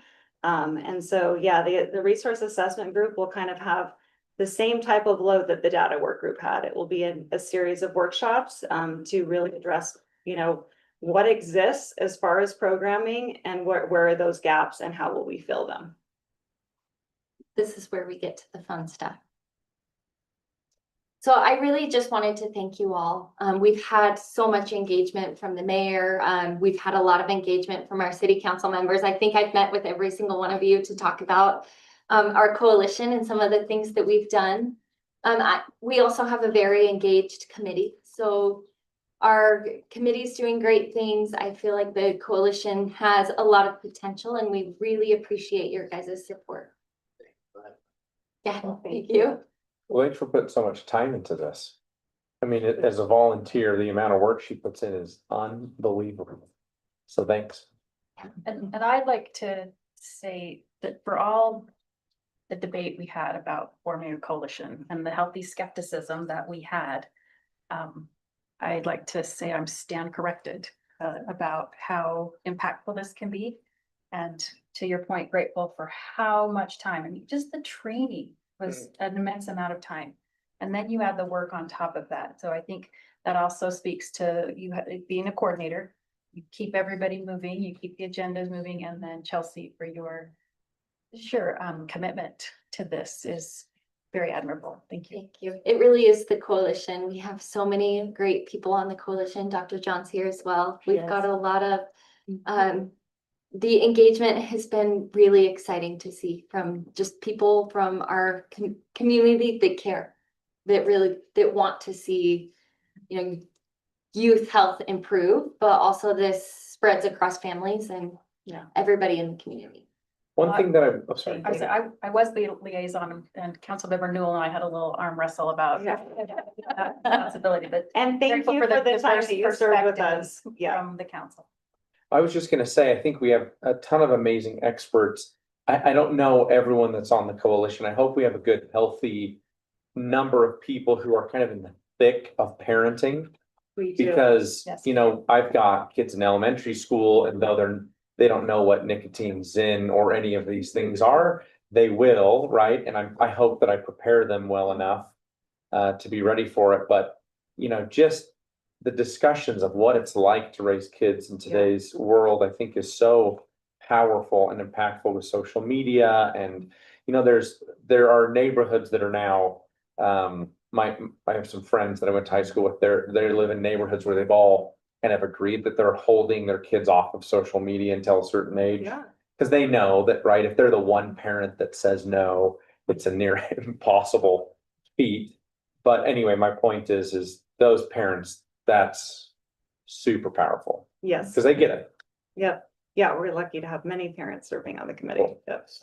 Yeah, the committee is very diverse, which is really fun to see. We've got, people from the library, we've got parents, we've got Nice. grandparents. It's, Epidemiologists. yeah. Amazing. Thank you. I just see this as an example of what we can achieve with these committees. And this one needs a staff member to help it function fully. And we're gonna have a discussion later about maybe those that don't. But I just see this as the epitome of what we want to achieve in allowing our citizens to affect positive change and improvements for our community. So thank you. That's an element and the framework, that it's a tested, powerful framework Yeah. that you have to follow. Yes. Instead of you having to make it up on your own, I think is one of the reasons that it is so effective. Yeah, milestones and benchmarks that I can check off. Absolutely. Well, and I think we also, and I agree with everything that's just been said, and thank you very much, both of you. And I think we also need to acknowledge, while we're in a budget timeframe, that the salary that supports Sonia here on our staff comes from Salt Lake County. Yeah. So as we think about, taxation and what do we get for our tax dollars, this is something that we can acknowledge, that Salt Lake County has been helpful in this matter. And I know that they funded a year, but it's continuing, It's correct? 3 years. 3 years. 3 years, oh, They okay. funded for 3 years. Yeah, And then they could obviously keep, sure. And then, if we can show the work and depending on, the grant situation is somewhat vulnerable, right? But we feel pretty good about the 3 years. That's what it's funded for. We do obviously have to show progress and reports and things, to keep that going every year, but yeah, There's a good support system at the county level that very good. great staff that are helping and working on is that. it a state grant, county grant, It's actually a federal federal grant, grant? Okay, but then but it's administered down to the state and then to Salt Lake County. Gotcha. Then, yeah. Thanks to Councilmember Burrell and others that Yes. might have worked hard to bring this to our city. Yes, thank you. Thank you. Thank you. This is preventative work, so it's gonna save Agreed. so much later on if we can help people. That's right. Hey, now we need to excuse the next item, the legislative debrief. Brian Allen and Chantel Allen are not able to join us virtually today. And now we'll turn our time over to staff reports, and the first one is our sapling cell update, and we'll turn the time over to Community and Economic Development Director Jim Spunk. Right, thank you. And my computer died, so I have to reconnect to our Zoom. But as that's loading, so we're happy to announce that on April 25th, it's a Saturday, from 10 to 2 o'clock here at City Hall, we're gonna have a sapling sale. Where residents can come and purchase a small tree that they can plant in their yard for personal use, and we're offering those at a subsidized rate, so it's cheaper than what the market rate would be. This year, so I'll share my screen. When you say subsidized rate, does that mean that we are selling at a loss? Or that No, we just get a better price for the trees? we get a better price from the nursery. It's Does that like a have wholesale price. Does that have anything to do with our tree city designation that we It get does. that discount? That No. whole thing all cost? It doesn't, as far as the cost is concerned, but having the event does give us a, recognition for being part of the Tree City program. So this is actually on our website. So if you go to community, and then there's a link for the sapling sale. So members of the public can view this right now. It's live. There's information about the event. And then there's also some links here for, caring for trees, with water-wise practices, things like that. And then these are all the trees that are available this year. So if you click on one, it drops down and shows you the price, how many there are, what they look like. And then Maverick put all this together. He did a really great job of preparing some general information about how big they get, and then some general care standards for the trees. So we encourage everyone to go on there. Again, April 25th from 10 to 2. And then any trees that we don't sell, we generally donate to our public works group, and they can plant them in parks or medians, wherever they see fit. So I believe our PTOS group has, how many trees are they getting? So they purchased 20 trees. Yeah. With their. So they're gonna do a little project and. Mhm. Yeah, so their trees aren't on here for sale. Yeah. So we've already removed those. So there are 70 trees total available to the public.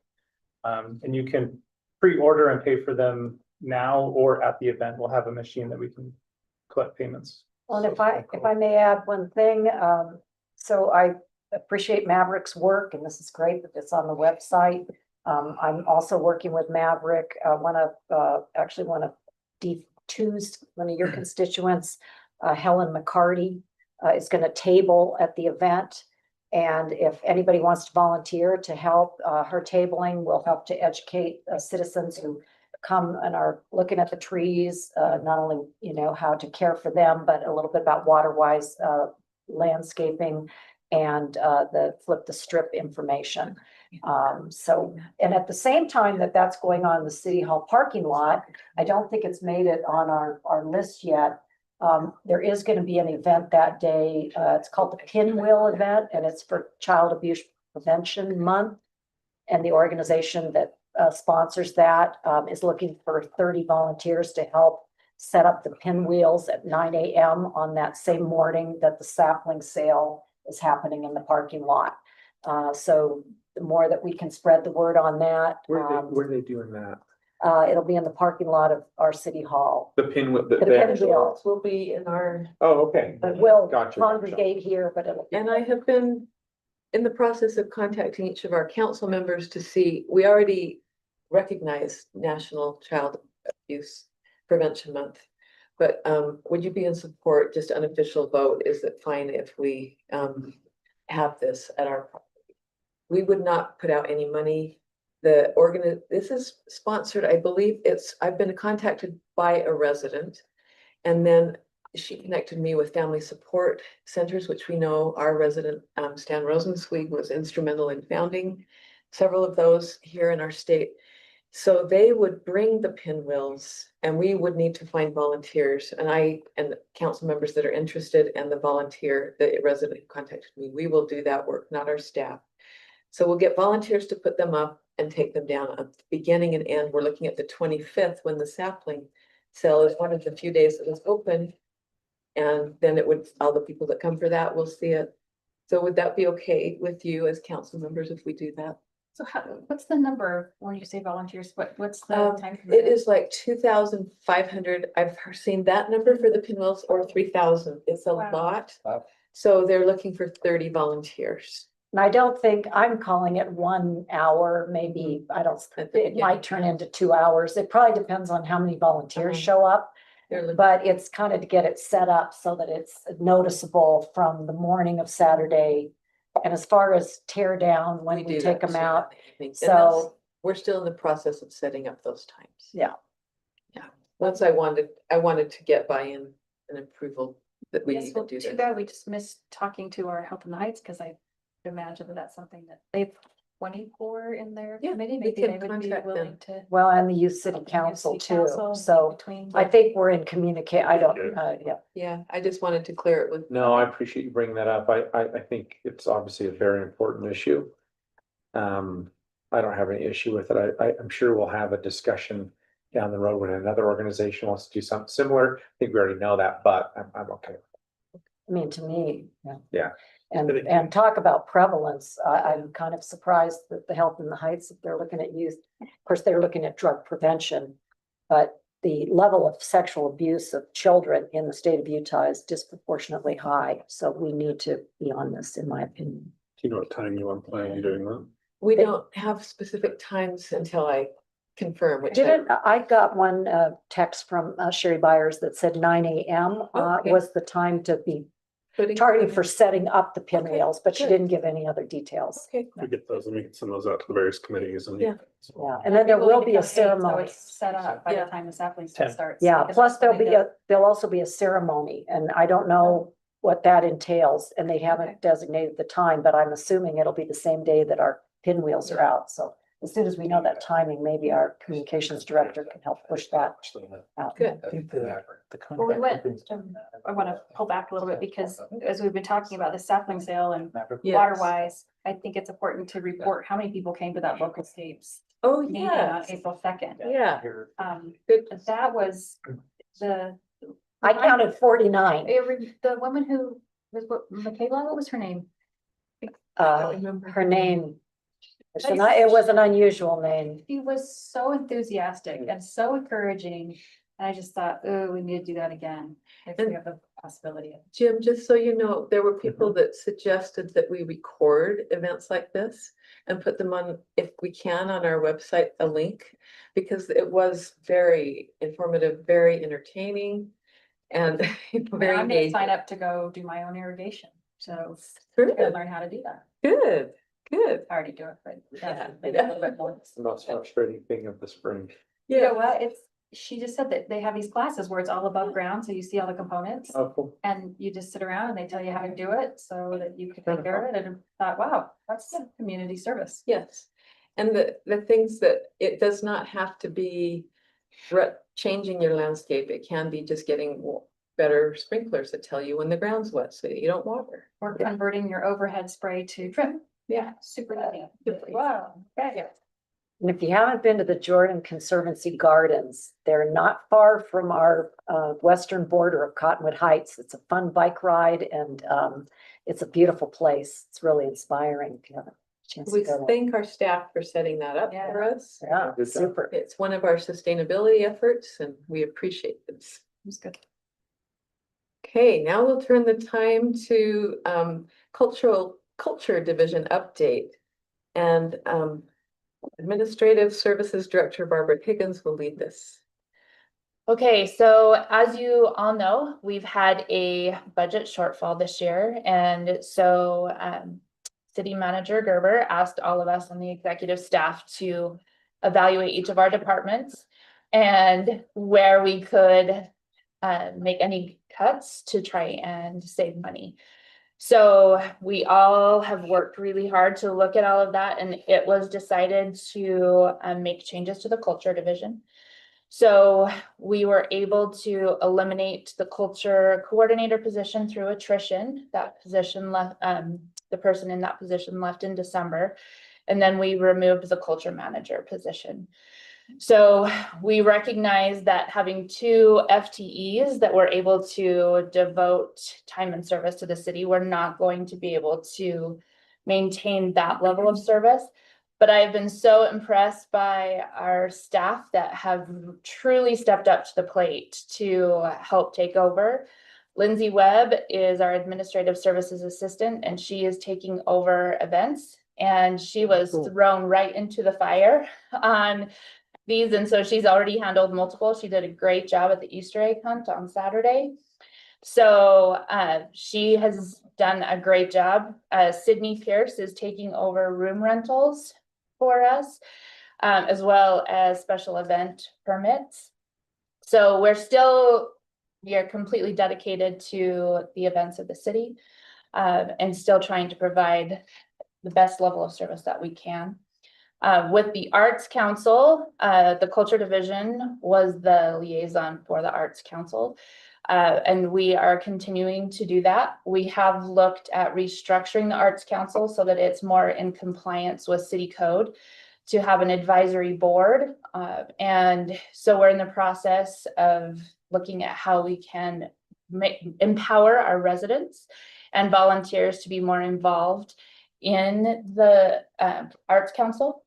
So we're really excited at the opportunity that this could provide to our residents to have more control over what they'd like to see and to involve more of our residents. So we went to another city where we observed how theirs went. There was no staff time.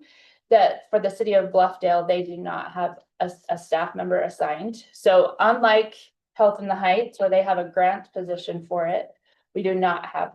We have the ZAP grant for events. That's a small amount of money, but they have an advisory board, an arts board, and then each member of the board has a subcommittee that they meet with separately, and it's all volunteer led, and they take care of the grant themselves. And they talked about how empowered they felt as residents to be able to determine what events were going to be held. And then they just run it by city staff after they've had their meetings. So we are looking at doing that. We had an Arts Council meeting last week, and they discussed about what the restructure would look like. So we have amazing staff, amazing residents. So it's going to be a little bumpy along the way, but there's necessary cuts that we're trying to make as we're trying to handle this budget shortfall. So we're grateful for the support of the mayor and the city council as we're navigating through this. So that's just a brief update. Do you guys have any questions for me on? Just say we did run into a few bumps and learned some lessons throughout this in communication and making people aware. And I did it quickly. Didn't push the word out in the right manner, so we'll work on that in the future. For your information, the historic committee now falls under community and economic development, which most cities, the historic committees fall under. Traditionally, they're more focused on preservation of structures. Here, we're more focused on preservation of history, which is great. So I think that's why they typically fall under there. So, but I think it's been going okay, Jim, you and your staff. Yeah, I mean, they've only met twice. So we appreciate them taking on that burden. And then also, just so you're aware, we are implementing the new fees for the room rentals. We've also added fees for utilization of the kitchen facility as well as utilization of the audiovisual equipment to hopefully set up ongoing funds that will help with the cleaning, with replacement of equipment, and various things that we weren't collecting money on. I mean, the money we were collecting was covering the room monitor basic.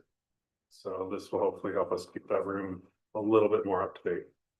Do you require a deposit We do, we required a deposit before and it's fully refundable. This time we're collecting a cleaning deposit so that we can get the carpets cleaned in there regularly, so we can do various. So in case there's chairs. damage Yeah, in the group, you keep the deposit. yeah, and that's what we've done in the past. Now we're actually collecting a non-refundable cleaning deposit so that we can clean the carpets, we can clean the chairs, we can clean the tables. We haven't had a regular schedule or rotation on that, so we should be cleaning all that stuff quarterly or quarterly probably, or biannually for some of it. So this will help us have that funding to move forward with that. We also have contracted out for Butlerville Days. So this year we are in a contract with the carnival to maintain the 3 days for the Butlerville Days. So we've met with the mayor and Councilmember Highland were great to be at the meeting, but we met with our contractor, and she's been in regular contact with Lindsay Webb and our administrative services manager on how that's working. And then we have a meeting with her next week. So we're trying to just meet and make it the best that we can for Butlerville Days this year. So is there still a Butlerville Days Citizen Committee? Yes, so some of them did choose to resign as a result of this, but our contractor Cynthia has been in contact with each member of the committee. And there are still some that are interested in participating, and so she is in the process of setting up a meeting with them.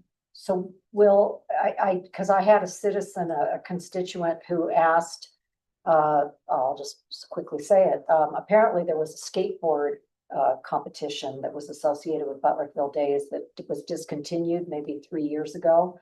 I wasn't familiar with it, and there's a member in our community who would like to reestablish that, which I think is wonderful for the teenagers to feel more a part of the event. So he asked me, well, who do I go to? So would it be to go through Sydney, or would it be to? So Lindsay is our events person, Lindsay Webb. Mhm. Yes, and I would say that could be because of risk. That scares me as the risk manager, having a skateboard come in terms of liability for the city. So, but I think that's definitely something that we could look at, but that might be why that was removed. So unless people signed waivers. Well, like the pickleball tournament, you sign a waiver, and then you could fall and smash your face playing pickleball. And I just hate to see. Yes. If there's a way to, keep these things going that are multi-generational and involve our teenagers. Yeah. Want to have them feel part of our community. Yeah. Yeah. So yes, they can contact Lindsay for sure. Okay. So yes, we've had some residents that has spoken to us about being in the band participation, that they had not been able to participate the last few years. And so we're looking at bringing them back so we can have it more focused on the residents. So we're hopeful that this can be a success this year. So We've also decided to go with just a drone show yes, for this Just- year. just the drone show. Because of the dry conditions and also the budget. And budgets. You will likely get calls. I will likely get calls. Because there are people who love fireworks, but just with the conditions this year. Yeah. It felt like the right thing to do. Well, But everything else we're trying to keep. I mean, besides all the other changes we've done, but we're trying to keep as much of it as we can this year. And then one of the things we've asked Cynthia to do as she's going through this and planning this is to give us a debrief at the end. With recommendations of what was successful, what wasn't, how could we improve, what can we do to make changes for future years? And then we'll come back after this event and talk with you about what you want future years to look like as well. As well as other events. Of the events that we have in the city, what events would you like us to keep? Because of the budget, are there events that you'd like us to reduce or eliminate, at least for the next little while? So we're Or open. change. Yep. But Volleyball Days can go maybe back to 1 day. That's up, get resident Yeah. opinions on that. I also, I love that I have kids in all these different communities now, my own children. And Murray does an Easter egg hunt, but they actually charge $2 for residents. And then they have a non-resident fee. So it has been a complaint to the Easter egg hunt that it seems like it's drawing lots of people from outside of our community, and we want to share the love. but we also want to take care of our residents, and so those kinds of things we explore. Change is hard. Staff reductions are particularly hard, so thank you to the staff for really looking critically at where we can save some money in our budget. But I think the resident feedback, just like we received at the meeting that Councilmember Newell and I were at, when we asked directly, what services do you want to give up? That changed the conversation dramatically. Oh, wait a minute, you mean we'd have to give up, please, no, raise their hand, do not cut these services. As a good example, don't cut snow plowing because there's visitors that come here who don't know how to drive snow plowing. So it was interesting when you frame things in that kind of point of view. Instead of what are you willing to pay for, it's well, what are you willing to give up? And that's the reality of our budget dilemma right now, is the services. So thank you for taking the lead on really critically looking at what we can cut, and then let's be open to resident feedback as we make. Yes, because this is not a reflection, we value the Culture and Arts Committee. And we just had a budget difficult time that we had to address, but we value that committee and we want it to be healthy and even maybe in the long run, even healthier and stronger. So, And may I just add to what you just said, Mayor, aligning with the addition of Health in the Heights, aligning with our sustainability goals that are stated in our master plan. I think things like, whatever it is, 5,000 plastic eggs that inside is candy wrapped in plastic, single-use plastics, PFAS, these issues. I think our citizens would appreciate us addressing, do some of the things that we've done from the 20th century. Are they appropriate in the time that we live in? And for me, I haven't been back to one of the Easter egg hunts because frankly found it repulsive. I found it greedy. I thought it had nothing to do with Christianity or and I grew up finding our plastic Easter eggs, and we would also then clean them off and save them until the next year. And my mother would hide 12 of them. And just, I think we need to think about the values that our community has. I know that I'll have a lot of constituents that are very glad to hear that we're going to do a drone show and not fireworks. So I appreciate that we are looking for feedback, and I look forward to an assignment of our next flash vote survey. Let's stay in touch and publicly engage our public. great. Thank you so much. Thank you, Barbara. Yeah, General. Riley just stepped out. While we're talking fireworks, I was hoping to get an update on when we would see a map, because I've already got constituents reaching out to me. There you are. Oh, there he is. When do you think we'll see the map, the recommended map for firework restrictions? We'll have it, we're working on it right now. There's a few areas that we need to clean up just to provide some continuity. I've looked at it pretty close, and there's some places where on one side of the street you can do it, on the other you Yes. can't, and that's what I'm creating some referring to. problems. Yes. Yeah, so I'm gonna get those cleaned up. I'm gonna have a copy to Jared in the next week or two. Okay. Then I'll be in Washington DC at the next council meeting, but I think the first meeting in May, we can look at the map and make changes. Thank you. Thank you. Yeah. And as long as we're on fire, the UFA, I was able to attend fire school at the end of March, and that was a great experience, and I'm glad I was able to learn, and thank you. You bet. Okay, now we'll turn the time over to City Manager Jared Gerber for an annexation discussion. This was requested by Councilmember Highland because we have communities, I got an email today. There are communities that would like to join Cottonwood Heights. We want to find the best processes to do that. Well, and a healthy discussion among council members about a commitment that requires of us, and if you want to support it. So I think Shane sent out a staff report on this, or we sent it out Monday, right? Friday, Monday, I don't remember. With the follow-up memo, yes. Yeah, with a follow-up memo. So I'm not sure if we just want to have a conversation, just a question and answer, what we're going to talk through. I'd be happy to tell you the catalyst if that's okay. Yeah, no, that's great, because I've heard from some residents as well, or some town residents as well.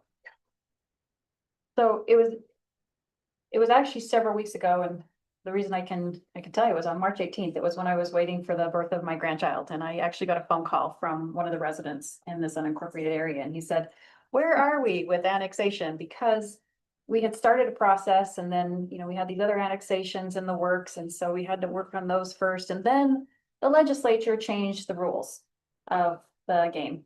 And that was in 2025, and they did that understandably because of all of the annexation that's happening in the high growth areas. But that turns out that it affects us. And the thing that they changed was that that you have to have a plan that goes through the planning commission, is reviewed, and there's public hearings, and then the city council has to address it. And so this extra step is what's in our way right now from being able to either start a citizen-led petition or a city annexation process for the residents south of us there in the Creek Road East area. Now, a further catalyst happened, and that is the big fire, the 18,000 square foot home that caught fire, and CHPD was there first, knocking on the doors, making sure that if anybody's home, that they're out. And so accessibility of first responder services is really an important thing to consider, because some of what has happened in the annexations of DeSanti or to Cottonwood Heights is they feel like they need this clean line, you know, on Creek Road. And that is not the case anymore, because we have GIS, we know which citizens we have served. And so the accessibility of first responder services to these residents is, of course, much closer to Cottonwood Heights. So this reignited, actually multiple phone calls came to me, said, where are we in this process? And really saying, are you abandoning us, or are you going to give us a choice? And that puts us in a little bit of a dilemma, because as you know, was expressed in our legislative meeting, we said to Senator Colmore and those that were there that we had 3 annexations and they were 3 different processes, and it was very burdensome to the staff. So the reason I wanted to bring this back to the council is first to maybe have Jared explain, you know, what type of commitment, including in appropriations, because we have to do surveys if we do decide to bring these citizens in to our community to be able to complete that process. Also wanted to talk about the different processes, and if we want to consider what Sandy has done, which is to just start taking a few homes at a time in an annexation, which was recommended to me by Laurie Stringham, Salt Lake County, consider that. Or if we want to take the entire island and go through that process. This is now a little bit more complicated with that fire because it changes the value of that land. And Shane, help me remember, is it the majority of the land or the majority of the value of the properties in the? In what context? In the annexation, he thinks he's. Like if, for instance, if you didn't get that individual to sign and say, I would like to be annexed in, they have a heavier weight. Is that based off of land mass, land value, Yes. area? I mean, sure, yes. So you're There's a talking percentage about of an the- annexation by the citizens. The petition. With the petition. And I thought it was also applicable to even a city where you had to have the majority of residents sign the petition plus a majority of the land or the value. Yeah, the annexation by the city, a city initiated annexation without a petition.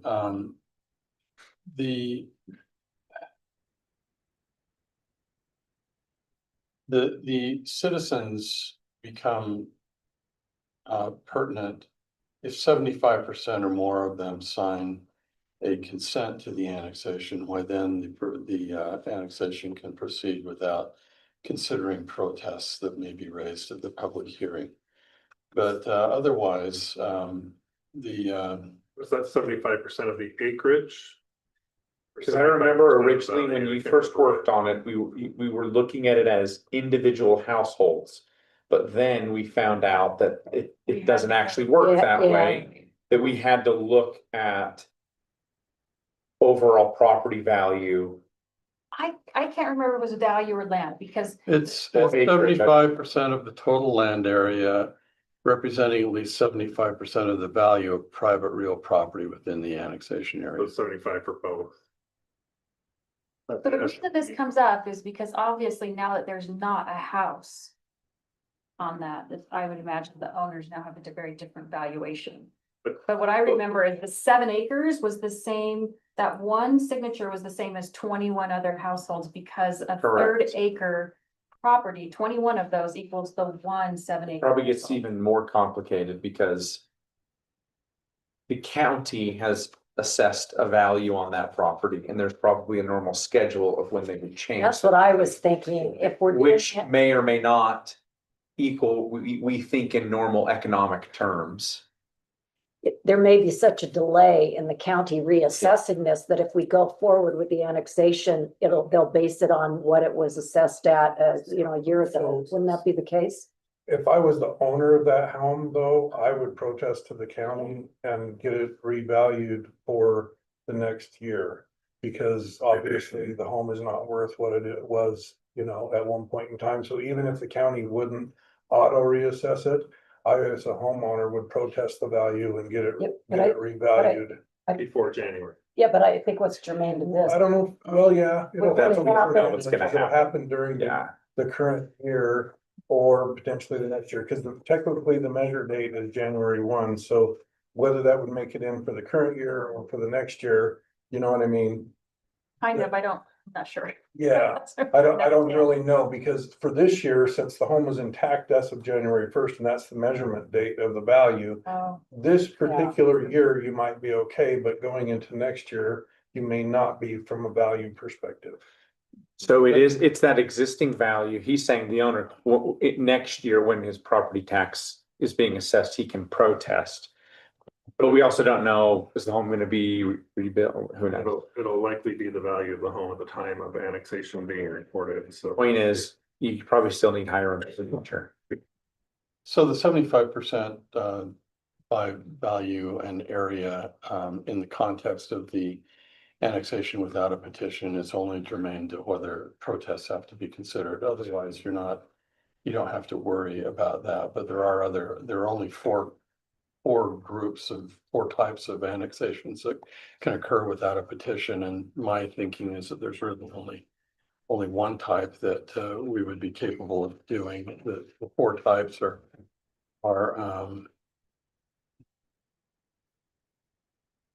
the area consists of one or more unincorporated islands or peninsulas contiguous to the municipality. The majority consists of residential commercial development. Yeah. The area proposed for annexation requires the delivery of municipal type services. Yeah. And the municipality has provided most or all the municipal type services to the area for more than 1 year. No. So that's the first type. Second type, area consists of one or more unincorporated islands or peninsulas contiguous, each of which has fewer than 800 residents.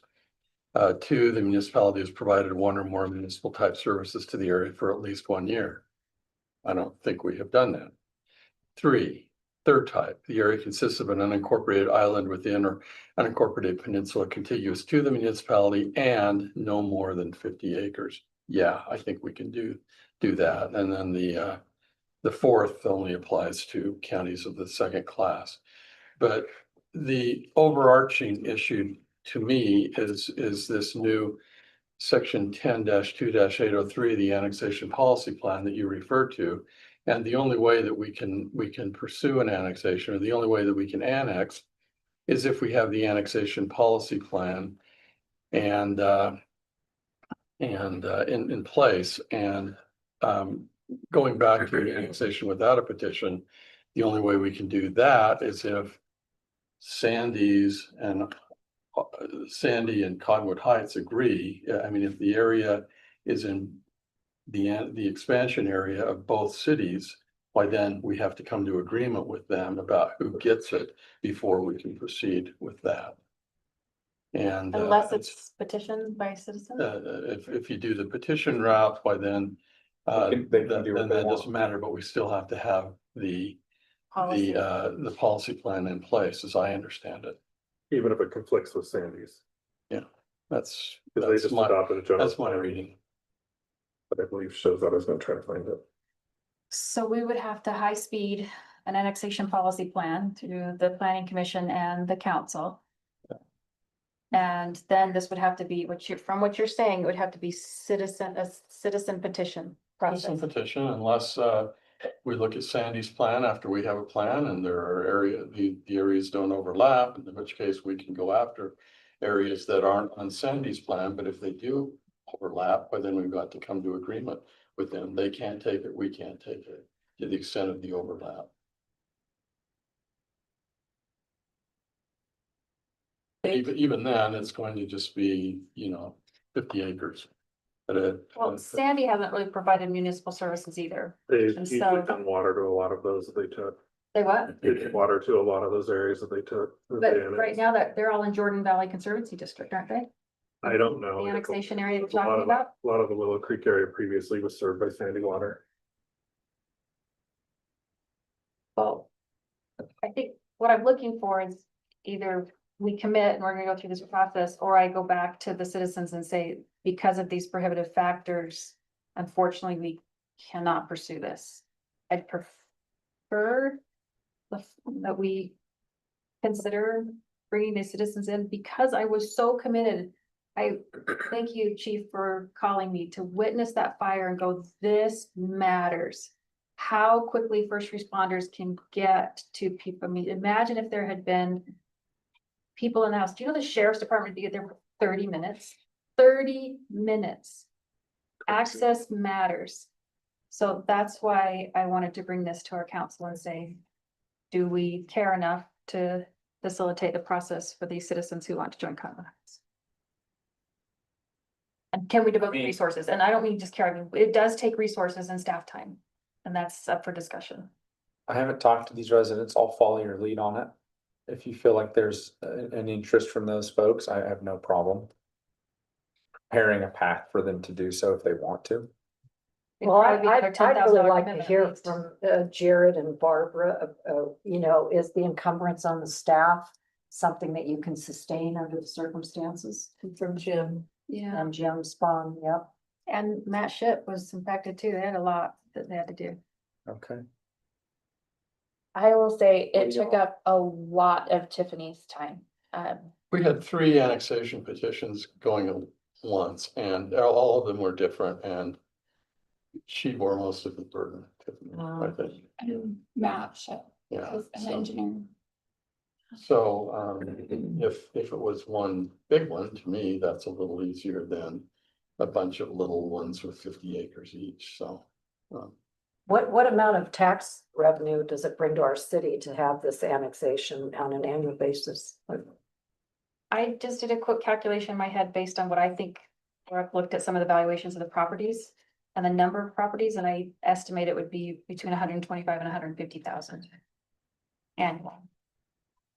And we had discussed earlier that it probably would not require additional staff to be able to service those residents. You don't have to hire different police, you don't have to hire more public works to be able to plow the roads. At least that was my perception. So what you missed, so we're gonna Sorry. break the annexations into 10 different annexations and you're gonna be in charge of all of them. 10, is that all? Yeah, okay, Just so 10. let's move on.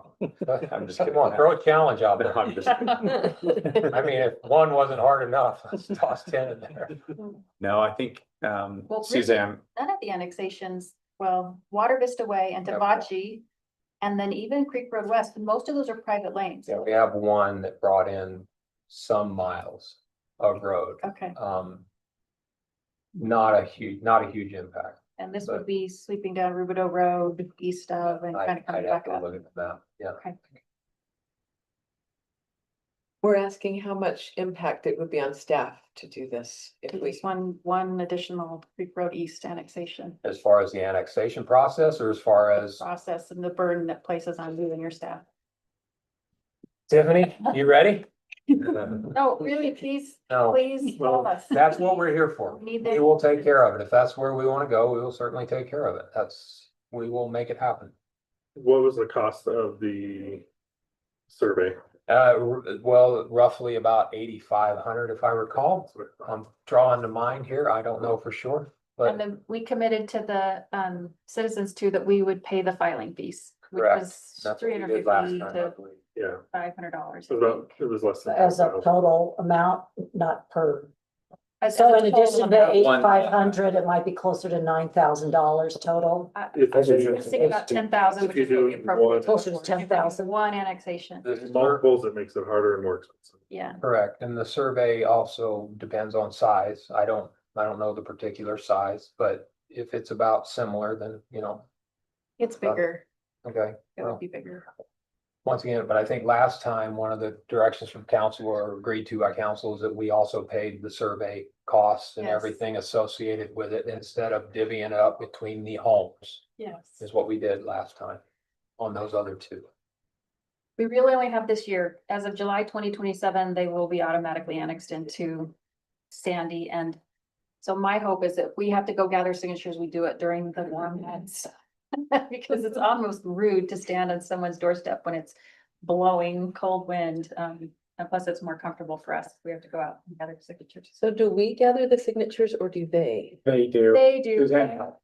You helped. I facilitated quite a bit of that. Yeah. So that we could break it up into areas and just have residents go around. And this is about 20 residences or? No, I think this is right, 60 or, If you know where it is. I Is can it in pull up. yours? yeah. No, Yeah, yeah. you just boot up the map. It's almost, It's here. it's the edge of Okay. You D4. just share the- It's kind of, Yeah. yeah, Kind of share when we know. it's a bridge. Okay, so In fact, where's you Willow say Creek it's Drive? right up, pushes up against Willow Creek Country Oh, Club. Yeah. Okay. Golf gotcha. club. Country club. So it's all of this, okay, yep, we'll go a little bit bigger. And you would have to go that route, because Sandy's plan does show their annexation policy plan includes all those areas. Of course it does. Did we get consulted on that? Nope, They sent a notice, but it was prior to this legislation going through, so nobody really thought about it.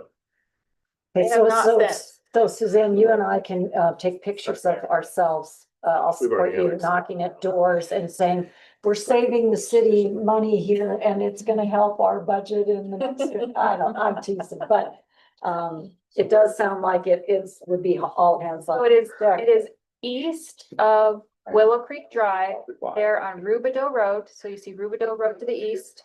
2760 east, that little street that goes up to Creek Road. Here. So Etienne Way, so these through here is On what we're both sides talking of the road. Uh-huh, Mhm. yep. Does it include Willow Creek Drive? I don't think so. I think it's the residents that are Yeah, I actually don't- on Rubidoux, not on, that don't have a Willow Creek Drive address. Suzanne, is nothing over to the west of Willow Creek Drive? It's all to the east? No, because Sandy has already annexed that, plus the So homes that What go. about, along. what about this road, Eileen Just Way? to the Etienne Way, uh-huh. Etienne Way, yeah. It's Yep, pretty it would much be- those two, Mhm. they look like Those two fingers. fingers, Yep, Yeah. Spider legs, whatever they're called. Oh, dancing fingers is what it looks like. that's the annexation we already did That's our, with the city, uh-huh. yeah, anything with the color is already part of the city. And you see the ones on to the west side of Willow Creek, that was Willow Creek West. And remember, we were doing this as one big annexation, and then we found out that It wasn't attached. Correct. it was not contiguous, and that's because Sandy has Yeah. these properties that have a Willow Creek Drive address.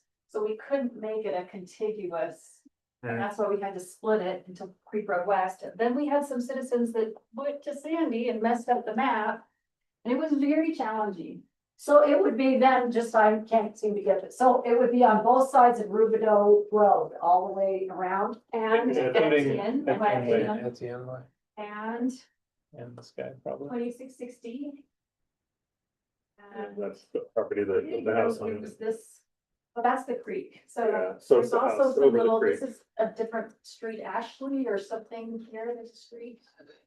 And then this was the big property. Pull it up on the assessor's map. It'll show the city boundary. Sure. It's at the end of Robidoux. We're gonna pull it up on the assessor's map, because it'll show you the city boundaries and the county boundaries. Oh, that makes it a little easier, yeah. Okay. That'll make it clearer talking about, unincorporated. yeah. There you go.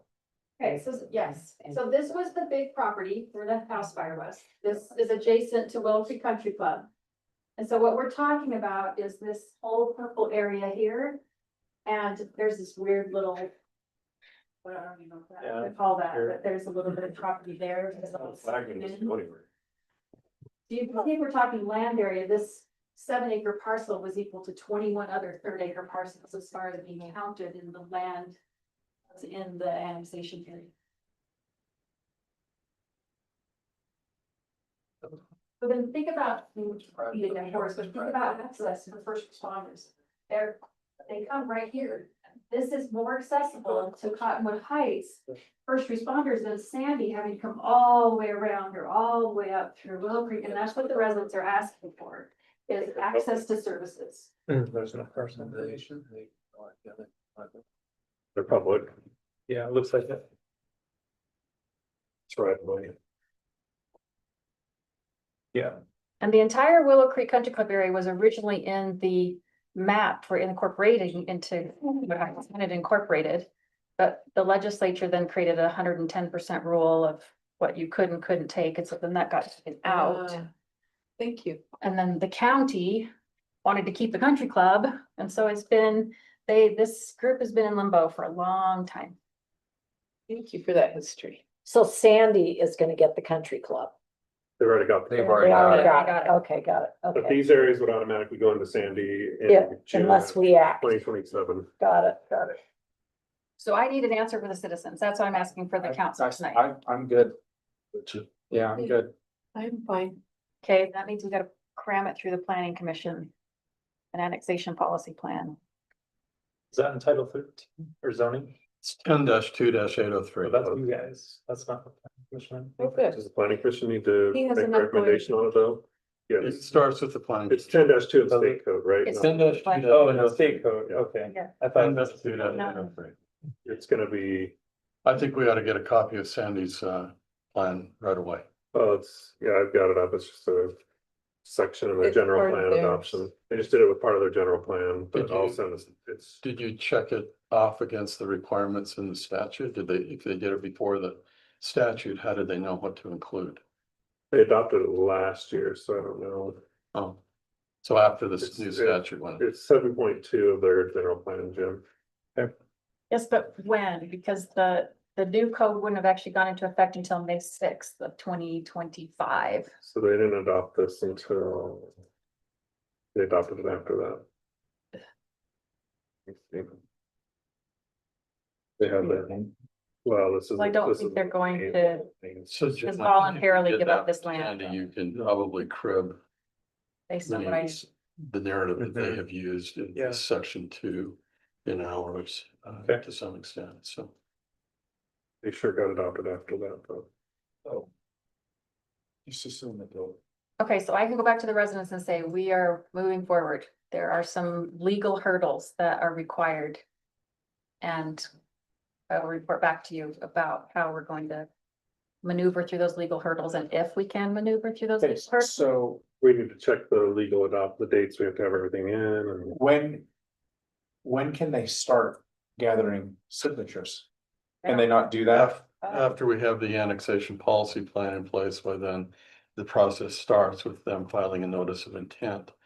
And it Okay. goes through the county sends out notices, and then finally comes back to us. It's Matt shit, sorry. process. How far down the road ahead of time do you want to get from my end of things, engineering and all that? Are we just gonna wait till the policy's created? So, I don't want to spend the money until. well, I'm not saying. We have to have a map of the expansion area. In the, in the, In the annexation policy plan.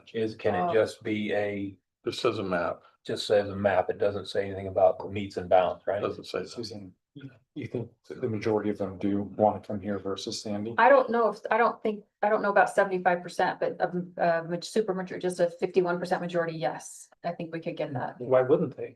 And one of the things that's kind of Well, going around right now is but they still. people are saying that they're going to then pay our water rates for Salt Lake City public utilities, and that's not true. Correct. They'll remain in Jordan Valley Conservancy District, or they'll be non-resident Technically, standing. they wouldn't.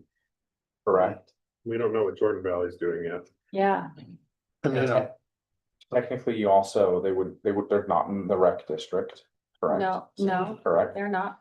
When I talked to the owner of that house property.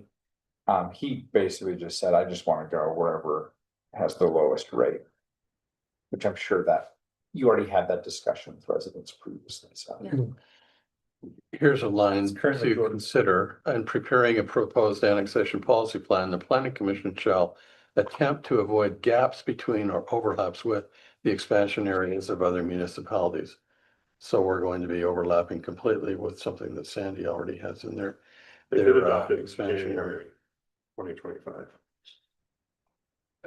In January, January. so then I think we need to cross-reference what is in there Yeah. and what's here. And this, Sorry, was that a competitive? this whole area is showing us Jordan Valley water, the light Okay. blue color. Yeah, the infrastructure honestly wouldn't change unless they physically disconnected their pipes and went to something else. Yeah. That's, You don't, I mean, you don't. you got trash district, No, there's Wasatch Fronts in that area. there's been talk of Jordan Valley wanting to get out of the retail business. It hasn't happened yet. I haven't gotten a firm answer from them. That's where that would come into play then, what system did it end up to? Right. Depends on who would buy the retail portion of it from Jordan Valley. I Right, could go or- back to the residents too and make them aware that they would be different than what we had approached the first time we started talking about this. They would now be subject to paying for the bond. And we are considering a property tax increase. Yeah. If they're okay with that. Yeah. Then I think that's. push forward. So should I talk to the two that have been the most vocal and just say, are you aware that the calculus has changed a little bit? My opinion is that we will leapfrog, that Sandy will be more expensive one year and we might be more expensive, but I think we should make them aware of that distinction. Okay, I got my homework, got your homework. Okay, Thank you. thank you. All right. Now, the next item on our agenda is review of calendars and upcoming events. And we have four of those. The sapling sale is Saturday, April 25th. From 10 to 2 p.m. in the parking lot at City Hall. The shred event is Monday, June 1st. From 9 to 12 at Hillside Plaza. And it's open to Cottonwood Heights residents only with 2 boxes per vehicle limit. The Charm Hard to Recycle event is Saturday, June 6th from 10 to 1 at Hillside Plaza. And Butlerville Days, July 16th to July 18th of 2026. Hey, Can I ask a question about the shredding event? Does that mean they have to show a driver's license with an address or what, how do they show that they're a resident to be able to get in line? So we did say that they had to have proof of residency, so it can be, they wanted a bill, an ID, whatever they want. Well, whatever makes sense, but yeah, and maybe we need to verify what size of box. I think you guys had that on there, right? Of like a, I think it was a banker's box. Just last year, we had people show up with truckloads. I know. Does any? It's a Bob's truck. Good point, businesses that showed up and. Does anyone else have this issue? I know that some folks down by Crestwood, their actual address is Sandy, Utah. Oh, yeah. Yeah. Over So at just something to be aware of. Is Just so that you don't it? turn them away. Yes. Yeah, I have constituents. So we need to be there aware for of my- that because the post office sets that, not us. Yes. Oh. So I mean, So was there anything that would show that they live in Cottonwood Their Heights? tax. the property tax. No, my address shows I'm in Cottonwood Heights, but 22, well, I'm not gonna say it in this public meeting where I live. Yes. What about your driver's license? My driver's license has my address. But it says Sandy on But it. I have a It number says of Sandy? constituents who their address is Sandy, Oh, Utah, yeah. and they are my constituents. So I'm saying the same thing as Right. you are. Yeah. Yeah. Yeah, the post office sets it to the post. So office. you need to have a map of the city boundary. Yeah, You can I think that's a cross-reference good and go, okay, idea. I'm on this street. I can show you that I'm You in the could, boundary. you could honestly, if you had, I don't know if you're gonna have Wi-Fi there. You could, if it says Sandy, you could literally put it in Google Maps. It'll drop a pin, you'll know. Yeah, I just have to check. Cause it'll be right by Crestwood. That whole Siesta area is all sandy. and if they can just show their driver's license, We that used to be says, able to say the north side of Creek Road, but not anymore. Yeah. My driver's license does say Cottonwood Heights because I Yeah. chose to do that. Right. But a Correct. lot of them, a lot of my Correct. bills, address standardization is Sandy. so maybe, Jim, if you can have a map ready for us, That's true too. then Good question. So how many people are gonna be out there doing this? Cause last year it was Sydney and me out there doing it. You don't have time to do this. So if somebody wants to come and check this, You probably need to check but all if the not, in line, yeah. if you don't have time. I to think do we're just this, advertising it this way. We're So, hoping that people will yes. comply and. Okay. I think that's a good way to do it. Yeah, okay. So if you end up with people with Yes. 10 boxes, you're like, nope. And maybe Show it's us just your- if it says Sandy, we still take them. Okay. Yeah. Well, Sean just And reminded me, let's just I had Salt Lake City as my former address, big for 121. In their address, if it says 90th or whatever, south, 94 south, then. Yeah. Yeah, Right. yeah. It seems like, as I recall, when the city incorporated, there was some sort of negotiation what went on with the post offices about this issue, so there may be some way to massage that a little bit. Shred away. Directly with the post office. I don't know the current. post office. Right away. I think that's 75 pounds of our drugs and have. Let's compromise and What do take one people box do? too. That's right. What's really changed is address standardization for shipping. Right, when you type in your zip code, It it's makes you go to the standardized address. Yep. To Yeah. Massachusetts. Yes. Anyway. Okay, we're ready for a final motion. John, go ahead. Motion to adjourn. I just, I was like, motion to what do we vote on? All motion to adjourn. I'll second. Okay. All in favor?